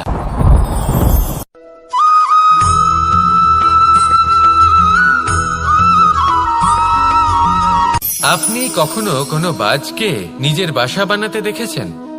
এই বাজ যখনই কোনো বাসা বানায় তখন উঁচু গাছের ডালে বা কোনো পর্বতের শিখরে বাসা বানায়, অনেক উচ্চতায়। আর সেখানে তার সন্তানও জন্মগ্রহণ করে। যখন এই সন্তানেরা জন্মায় তখন এই বাজ খুবই ভালোবেসে এবং খুব সাবধানে এদের পালন পোষণ করে। নিজের ঠোঁট দিয়ে তাদের ঠোঁটে খাবার পরিবেশন করে। কিন্তু যেই সেই সন্তানেরা হৃষ্টপুষ্ট হয়ে যায় এবং সেই কথা বাজ নিজে বুঝতে পেরে যায়, সেই বাজ নিজেই সেই বাসা ছিন্ন ভিন্ন করে দেয়। সেই সন্তান যাদের সবেমাত্র ডানা গজিয়েছে, কিভাবে উড়তে হয় তারা জানে না, সেই সন্তানগুলিকে উচ্চতা থেকে ঠেলে দেয়। সেই সন্তান প্রথমে ভয়ভীত হয়ে যায়। তারা সামনে মৃত্যুকে দেখতে পেয়ে ভয়ের কারণে তাদের ডানা ঝাপটাতে থাকে। আর সেই প্রক্রিয়াতেই সেই সন্তানগুলি উড়তে শুরু করে দেয়। এবার এই ঘটনায় আমরা কি শিক্ষা পেতে পারি? এটাই, যদি আপনি মাতা পিতা হন তাহলে নিজের সন্তানকে অবশ্যই স্নেহ করুন, কিন্তু তাদেরকে নিজের আঁচলের তলায় বেঁধে রাখবেন না। যদি আপনি চান আপনার সন্তান জীবনে উন্নতি করুক, তাহলে নিজের মুঠো থেকে তাদের স্বতন্ত্র করে দিন। এই সংসারে সংঘর্ষ করতে দিন। সেই সন্তান নিজেই বুঝতে পারবে যে জন্মের সময় পাওয়া ডানা কি করে ব্যবহার করতে হয়। আর আপনার চোখের সামনে আপনার সন্তান এই আকাশে উড়তে থাকবে। তাহলে আসুন আমার সাথে ভালোবেসে বলুন, রাধা রাধা।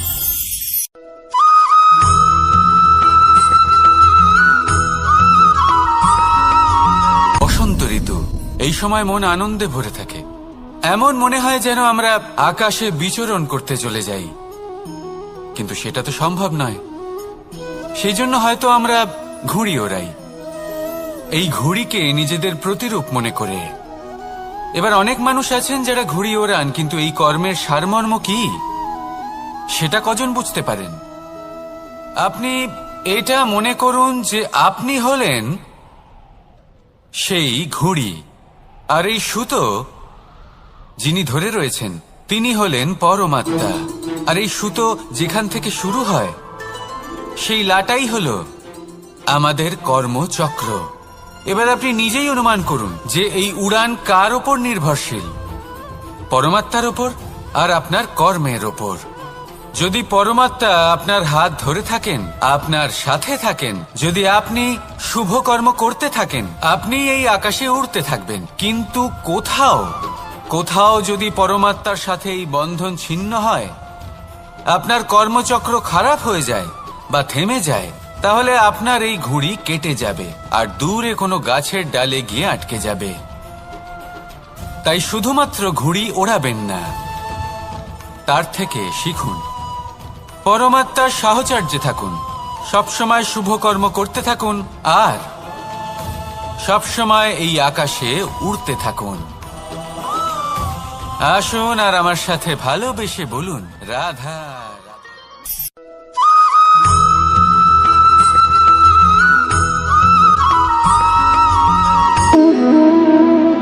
সম্পর্ক হলো আমাদের জীবনের একটি আধার। কিছু সম্পর্ক এমন যা আমরা জন্মসূত্রে লাভ করি, যেমন পরিবার, মা, বাবা। কিছু সম্পর্ক আছে যা আমরা জীবনে অর্জন করে থাকি, তা সে প্রেমের হোক, স্নেহের হোক বা বন্ধুত্বের। এই সকল সম্পর্ক লাভ করার বা গড়ে তোলার 5টি ধাপ রয়েছে। প্রথম ধাপ, কোনো ব্যক্তির সাথে আলাপ হওয়া, তার সাথে কথা বলা বা তাকে দেখা। দ্বিতীয় ধাপ, সে ব্যক্তিকে আমাদের ভালো লাগা। তৃতীয় ধাপ, আমাদের এটা চাইতে শুরু করা যে জীবনে এই ব্যক্তি যেন আমাদের বন্ধু হন, আমাদের জীবনে থাকেন বা আমাদের কাউকে ভালোবেসে ফেলা, আর এটা আমাদের ভাবা বা চাওয়া যে সেই ব্যক্তি যেন আজীবন আমার সাথে থাকেন, আমার জীবনে আমার সাথী হয়ে। চতুর্থ ধাপ, লাভ করা। এবার এই ধাপটি অনেক মানুষের পক্ষেই খুবই সরল হয়, বড়ই সরল ভাবে নিজেদের সঙ্গীকে লাভ করে থাকেন। কিছু মানুষের জন্য এই ধাপ অত্যন্ত কঠিন হয়ে থাকে। অনেক প্রতিকূল পরিস্থিতির উপর জয়লাভ করে তারা সঙ্গীকে লাভ করেন, কিন্তু লাভ অবশ্যই করেন। এরপরে আসে পঞ্চম, অন্তিম এবং সব থেকে গুরুত্বপূর্ণ ধাপ। সেটা হলো সেই সম্পর্ক পালন করা। এটা হলো এমন এক বিষয় যা প্রত্যেক মানুষের শেখা উচিত। যদি ব্যক্তি নিজের জীবনে সম্পর্ক রক্ষা করতে শিখে যান, তবে প্রত্যেক সম্পর্ক তার জীবনকে স্বর্গ করে তুলবে। আসুন আর আমার সাথে ভালোবেসে বলুন, রাধা রাধা।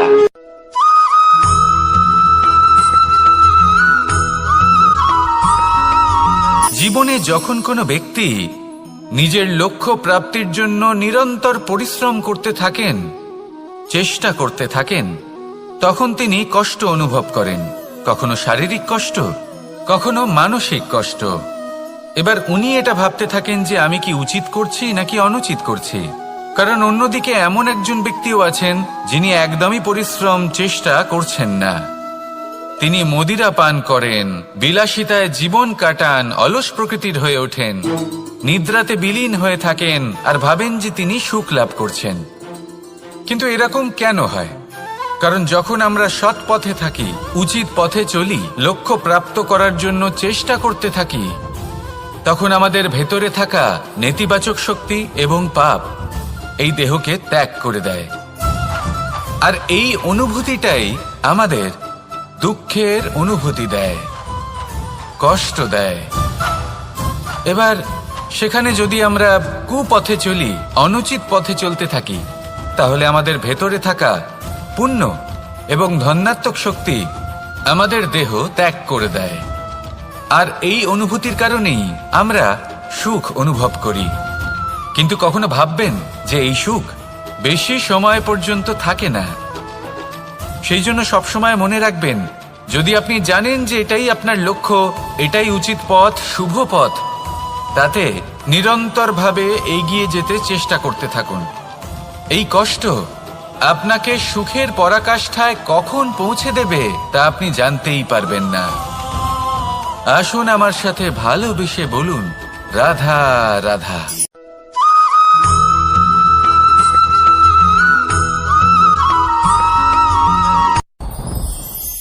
সাথী। সাথী এই শব্দটির ব্যাখ্যা কে কিভাবে করে? মিত্র, সখা, বন্ধু। কিন্তু অর্থ একটাই, তিনি যিনি আপনার সঙ্গী হন আর তিনি যার সাথী আপনি হন। এবার সব থেকে বড় প্রশ্ন হলো এটাই যে তিনি কে হতে পারেন যাকে আপনি আপনার সাথী বলে মেনে নিতে পারেন, নিজের সখা, নিজের মিত্র, নিজের বন্ধু মেনে নিতে পারেন। আপনার সাথী হলেন তিনি যিনি দুঃখের সময় আপনার পাশে থাকবেন, আপনার হাত ধরে থাকবেন। আপনার সাথী হলেন তিনি যার হাত আপনি নিজের সুখের দিনে ধরে থাকবেন। সেই সাথীরই হাত ধরুন যিনি দুঃখে সবসময় আপনাকে সাহায্য করার জন্য তৎপর হয়ে থাকেন, আপনার পাশে থাকেন, আর যাকে সুখের দিনে আপনি আপনার সাথে রাখতে পারেন। আর যখন আপনার সাথে আপনার এই সাথী থাকবে, তখন আপনি এটা বুঝবেন যে যখন জীবনে দুঃখ আসে, তখন এই দুঃখ কমে যায়, সবার মধ্যে ভাগ হয়ে যায়। আর যদি তখন সুখ আসে, তাহলে সেটা সবার উপস্থিতিতে আরো বেড়ে যায়। এটাই হলো প্রেম, এটাই হলো ভালোবাসা, এটাই হলো সঙ্গ।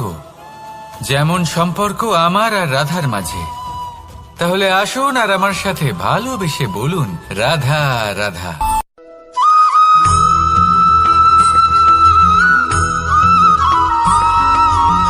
পঞ্চতত্ত্বের মধ্যে দ্বিতীয় তত্ত্ব হল ধরণী, ভূমি, যাকে আমরা ধরণী মাতা বলি। এই ধরণী ধৈর্য ধারণ করে, আর এর ওপরেই আমাদের সমগ্র সংসার নির্ভরশীল। কারণ এই ভূমি সহ্য ক্ষমতা রাখে। এর সহ্য ক্ষমতা হলো অপরিসীম। সন্তান যতই আঘাত প্রদান করুক না কেন, প্রেম পূর্বক সহ্য করে আর তার বদলে অমূল্য রত্ন প্রদান করে। সন্তান যদি হাল চালায় তাহলে তার বদলে তাকে অন্ন প্রদান করে। এটাই হলো ধরনী। এবার এর থেকে আমরা কি শিক্ষা পেতে পারি? এটাই যে কারোর জন্য কিছু করা বা কাউকে কিছু দেওয়া মনে কোনো কামনা ছাড়াই। আর এই কথাটা বুঝে যান, যদি কারোর জন্য কামনা না রেখে বা কোনো পাওয়ার আশা না রেখে কারোর জন্য কিছু করেন বা কারোকে কিছু দেন, যদি এটা আপনি শিখতে পারেন তবে আপনি ভালোবাসতে শিখে গেছেন। আর সেই জন্যই এই ধরিত্রীকে মাতা বলা হয়।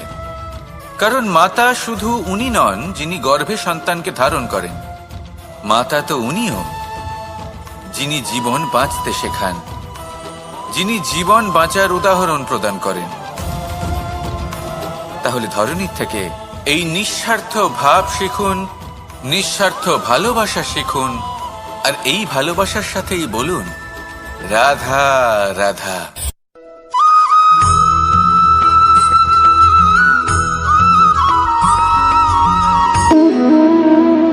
সম্পর্ক হলো আমাদের জীবনের একটি আধার। কিছু সম্পর্ক এমন যে আমরা জন্মসূত্রে লাভ করি, যেমন পরিবার, মা বাবা। কিছু সম্পর্ক আছে যে আমরা জীবনে অর্জন করে থাকি, তা সে প্রেমের হোক, স্নেহের হোক বা বন্ধুত্বের। এই সকল সম্পর্ক লাভ করার বা গড়ে তোলার 5টি ধাপ রয়েছে। প্রথম ধাপ, কোনো ব্যক্তির সাথে আলাপ হওয়া, তার সাথে কথা বলা বা তাকে দেখা। দ্বিতীয় ধাপ, সে ব্যক্তিকে আমাদের ভালো লাগা। তৃতীয় ধাপ, আমাদের এটা চাইতে শুরু করা যে জীবনে এই ব্যক্তি যেন আমাদের বন্ধু হন, আমাদের জীবনে থাকেন, বা আমাদের কাউকে ভালোবেসে ফেলা। আর এটা আমাদের ভাবা বা চাওয়া যে সেই ব্যক্তি যেন আজীবন আমার সাথে থাকেন, আমার জীবনে আমার সাথী হয়ে। চতুর্থ ধাপ, লাভ করা। এবার এই ধাপটি অনেক মানুষের পক্ষেই খুবই সরল হয়, বড়ই সরলভাবে নিজেদের সঙ্গীকে লাভ করে থাকে। কিছু মানুষের জন্য এই ধাপ অত্যন্ত কঠিন হয়ে থাকে। অনেক প্রতিকূল পরিস্থিতির উপর জয়লাভ করে তারা সঙ্গীকে লাভ করেন, কিন্তু লাভ অবশ্যই করেন।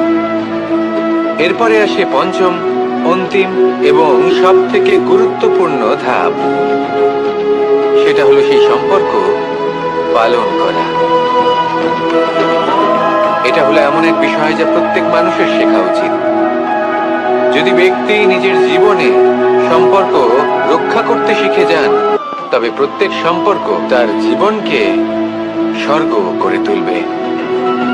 আসুন আর আমার সাথে ভালোবেসে বলুন রাধা রাধা।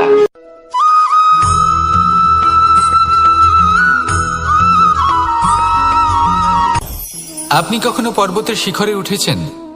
আপনি দেখতে পাবেন পর্বতের পদতলে প্রচুর সুন্দর ফুল রয়েছে, সবুজ বনানী রয়েছে। যত আপনি ওপরে উঠতে থাকবেন তত ফুল কমতে থাকবে, সবুজ বনানী কমতে থাকবে। আরো কিছুটা ওপরে উঠলে কাঁটা জাতীয় গাছ দেখতে পাবেন, শুকনো গাছ দেখতে পাবেন। আরো যদি ওপরে ওঠেন তাহলে পাষাণ দেখতে পাবেন। আরো ওপরে উঠলে হিমখণ্ড দেখতে পাবেন। এই যে পর্বত, তা মনুষ্য জীবনের সব থেকে উত্তম উদাহরণ। মানুষ যখন সাফল্যের শিখরে পৌঁছতে চান, মহানুভবতার শিখরে পৌঁছতে চান, পথে যত আস্তে আস্তে উপরে উঠতে থাকেন ততই ভৌতিক বস্তু তার থেকে বিচ্ছিন্ন হতে থাকে। যদি তিনি সেই ভৌতিক বস্তুগুলি ত্যাগ না করতে পারেন তাহলে কখনোই সেই স্থানে পৌঁছতে পারবেন না।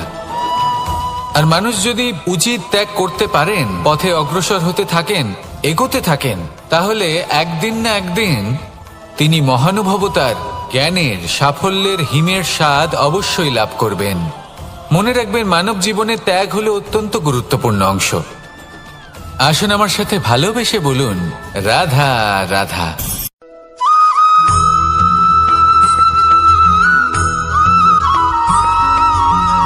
মানুষের মানসিকতা এমন হয় যে সে যতটা করে আশা করে যে তার থেকে অনেক বেশি তার বদলে সে পাবে। দেখুন, সবকিছুই আপনার ভাবনা চিন্তার উপর নির্ভর করছে। আপনি যদি ফলের বিষয়ে ভেবে কর্ম করতে থাকেন তাহলে সেটা অনুচিত। জীবনের আসল আনন্দ হলো নিজের কর্ম করতে থাকা, ফলের চিন্তা করা উচিত নয়। যদি আপনি এরকম ভাবেন যে আমি এতটা করছি, আমার এতটা পাওয়া উচিত, সেই ভাবনা অনুচিত। যদি আপনি সেবার মানসিকতা নিয়ে কর্ম করতে থাকেন, কর্মচক্রে প্রবাহিত হন, যদি আপনি এমন ভাবনা রাখেন যে আমি এতটা পাচ্ছি তাই এর থেকে অনেক বেশি আমি কর্ম করব, তাহলে নিশ্চিত রূপে আপনি যতটা করছেন তার থেকে অনেক বেশি আপনি পাবেন। আপনার আশার থেকে অনেক বেশি আপনি পাবেন। শুধু জীবনে অনেক বেশি কাজ করতে থাকুন, ফলের চিন্তা করবেন না। আর মনে রাখবেন, এই ভাবনাই সব থেকে বড় বীজ। কর্মের উপর বিশ্বাস রাখুন। জীবনে যা যা আপনি চান সবই সুখময় হবে। আসুন আর আমার সাথে ভালোবেসে বলুন, রাধা রাধা।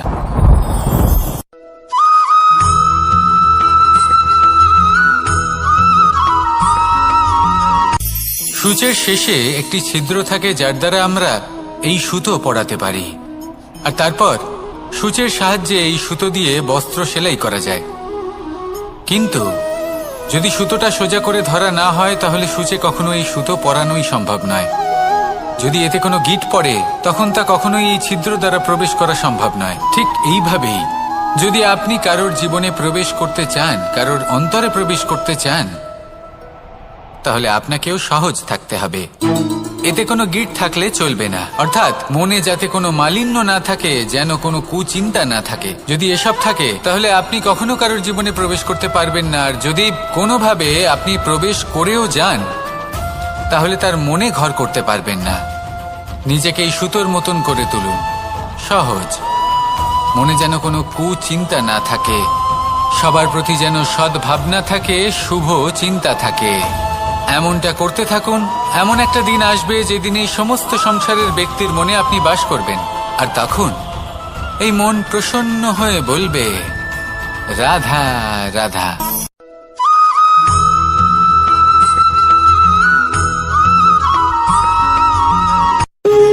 যখন মানুষের মৃত্যু হয় তখন কি হয়? অনেক সংখ্যক মানুষ শোক পালন করতে চলে আসেন। যে ব্যক্তি মৃত্যু লাভ করেছেন তার অনেক বস্তু থাকে যেগুলো তার প্রিয়, যেগুলো তিনি ব্যবহার করেছেন। তার শয্যা, তার বস্ত্র, তার আভূষণ সবকিছু তার থেকে বিচ্ছিন্ন করা হয় এবং খালি হাতে তাকে শ্মশানের উদ্দেশ্যে রওনা করা হয়। আমি আপনাকে এই প্রশ্ন করতে চাই, আপনি এই সংসারে কি অর্জন করেছেন? ধন সম্পত্তি, বস্ত্র, আভূষণ, এই সবকিছু যে আপনি অর্জন করেছেন, আপনার মৃত্যুর পরে তা আপনার থেকে দূর হয়ে যাবে। এর উত্তর হলো একটাই, আপনার কর্ম। শুধু সেটাই আছে যা একান্ত আপনার, আর শুধু সেটাই এই সংসার থেকে চলে যাওয়ার পরেও সংসারেই জীবিত থাকবে। যদি আপনি দুষ্কর্ম করেন তাহলে এই সংসার আপনাকে একটি অনুচিত উদাহরণ হিসেবে মনে রাখবে যে এই ব্যক্তি খুব পাপী ছিল, অনুচিত কর্ম করতেন। যে পথে তিনি চলেছেন সেই পথে কারোর চলা উচিত নয়। সেখানেই যদি আপনি সৎকর্ম করেন তাহলে সংসার চিরকাল এটাই বলবে যে খুব ভালো মানুষ ছিলেন, সবাইকে ভালোবাসতেন, সবাইকে সাহায্য করতেন, আমার খুব প্রিয় মানুষ ছিলেন। এটাই হলো শ্রেষ্ঠ কর্ম। সেই জন্য জীবনে শুধুমাত্র ধন সম্পত্তি, আভূষণ এই সব অর্জন করতে গিয়ে নিজের মনোনিবেশ করবেন না। শ্রেষ্ঠ কর্ম করুন। সংসার থেকে চলে যাওয়ার পরেও এই কর্মই এই সংসারে আপনাকে জীবিত রাখবে। আসুন আমার সাথে ভালোবেসে বলুন, রাধা রাধা।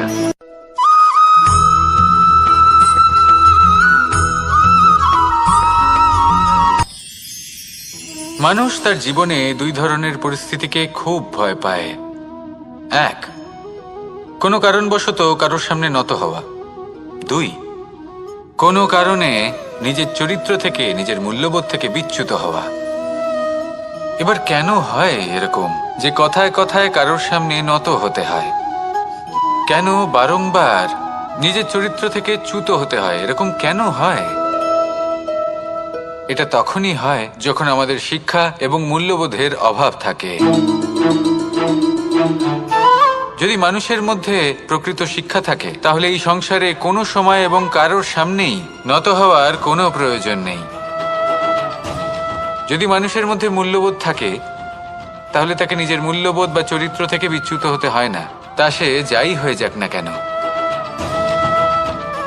কোনো বালককে যদি জন্ম থেকেই সুশিক্ষার অধিকারী করা হয়, শিক্ষিত করা হয়, মূল্যবোধের অধিকারী করা হয়, তবে সে এই সংসারে এমন কর্ম করবে যাতে সে নিজেকে, নিজের পরিবারকে, সমগ্র সমাজকে গর্বিত করতে পারে।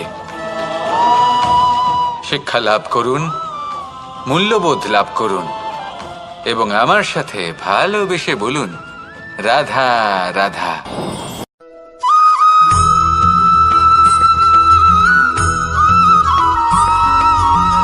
কথায় আছে যে এমন কোনো অক্ষর নেই যার দ্বারা কোনো মন্ত্র হয় না, এমন কোনো বনস্পতি নেই যা নিজেই একটা ঔষধি নয়, পৃথিবীর এমন কোনো ব্যক্তি নেই যার মধ্যে কোনো যোগ্যতা থাকে না। শুধু প্রয়োজন হলো যে ব্যক্তিকে আমরা খুঁজে চলেছি তাকে সঠিকভাবে চিনে নেওয়া। যদি তার যোগ্যতা, তার বিশেষত্ব আমরা বুঝতেই না পারি তাহলে আর লাভ কি রইল? এই সংসারে এমন অনেক ব্যক্তি রয়েছেন যারা ছোট ছোট অসফলতার কারণে আপনাকে এটা বলে দেবে যে আপনি কোনো কাজের নন, আপনি হলেন মূর্খ, আপনি কিছুই করতে পারবেন না। এইসব কথায় কখনোই বিশ্বাস করবেন না, কারণ আপনি এবং প্রত্যেকটি জীব এই পরমাত্মা এবং এই প্রকৃতির সৃষ্টি, যা অত্যন্ত বিশেষ। যদি আপনাকে উদাহরণ দিই তাহলে একদিকে আছে তরোয়াল, একটা বড় লম্বা তরোয়াল যার দ্বারা যুদ্ধ করা যায়, জয়লাভ করা যায়, আর অন্যদিকে রয়েছে একটা ছোট্ট সূচ। কিন্তু যে কাজ একটা ছোট্ট সূচ করতে পারে তা একটা তরোয়াল দ্বারা সম্ভব নয়। এর অর্থ হলো এটাই যে প্রত্যেকটা রচনা অত্যন্ত অমূল্য এবং অত্যন্ত বিশেষ হয়। তাহলে বিশ্বাস রাখুন যে আপনি অত্যন্ত বিশেষ একজন, আর প্রেমের সাথে বলুন, রাধা রাধা।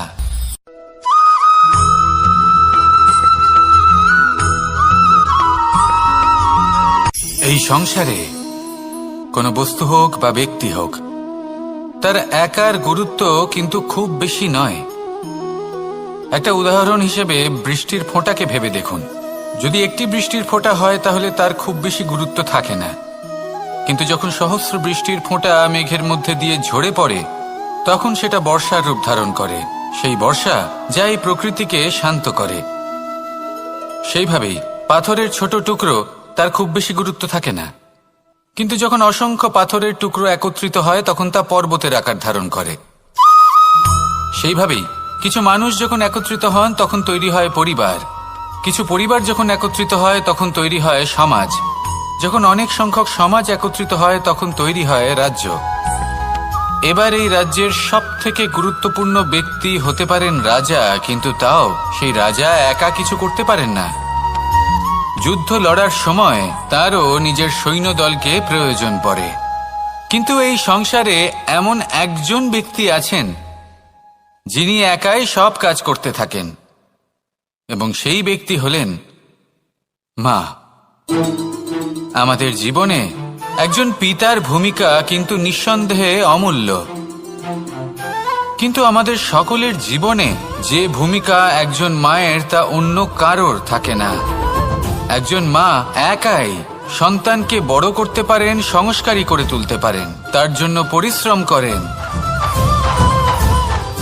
আর এত কিছু কাজ করার পরেও তার কাজের জন্য তিনি প্রশংসা অবশ্য পান না। উল্টে যদি সেই সন্তান অনুচিত পথে চালিত হয়, অনুচিত কর্ম করে, তখন সেই মাকেই অপবাদের পাত্র হয়ে উঠতে হয়। আমাদের জীবনে মায়ের যোগদান কতটা সেটা বুঝুন। আপনাকে বড় করে তোলার জন্য উনি কতটা পরিশ্রম করেছেন সেটা বুঝুন। আজ থেকে, এখন থেকে, এই মুহূর্ত থেকে মাকে সম্মান করতে শিখুন। যখন সময় পাবেন, যখন সুযোগ হবে, তখন তার প্রশংসা করুন, ওনারও ভালো লাগবে। আর মায়ের এই মমতার জন্য, তার এই ভূমিকার জন্য আসুন সবাই মিলে আমরা তাকে প্রণাম করি আর সকলে মিলে ভালোবেসে বলি, রাধা রাধা।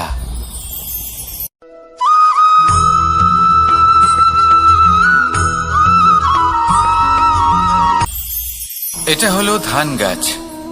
এর থেকে যে চাল উৎপন্ন হয় তা মানুষ গ্রহণ করেন। আর এটা কি? এ হলো জংলি ঘাস। একবার ভেবে দেখুন, যদি এই জংলি ঘাস ধান গাছের আশেপাশে থাকে তাহলে কি হবে? ধান উৎপন্ন হতে পারবে?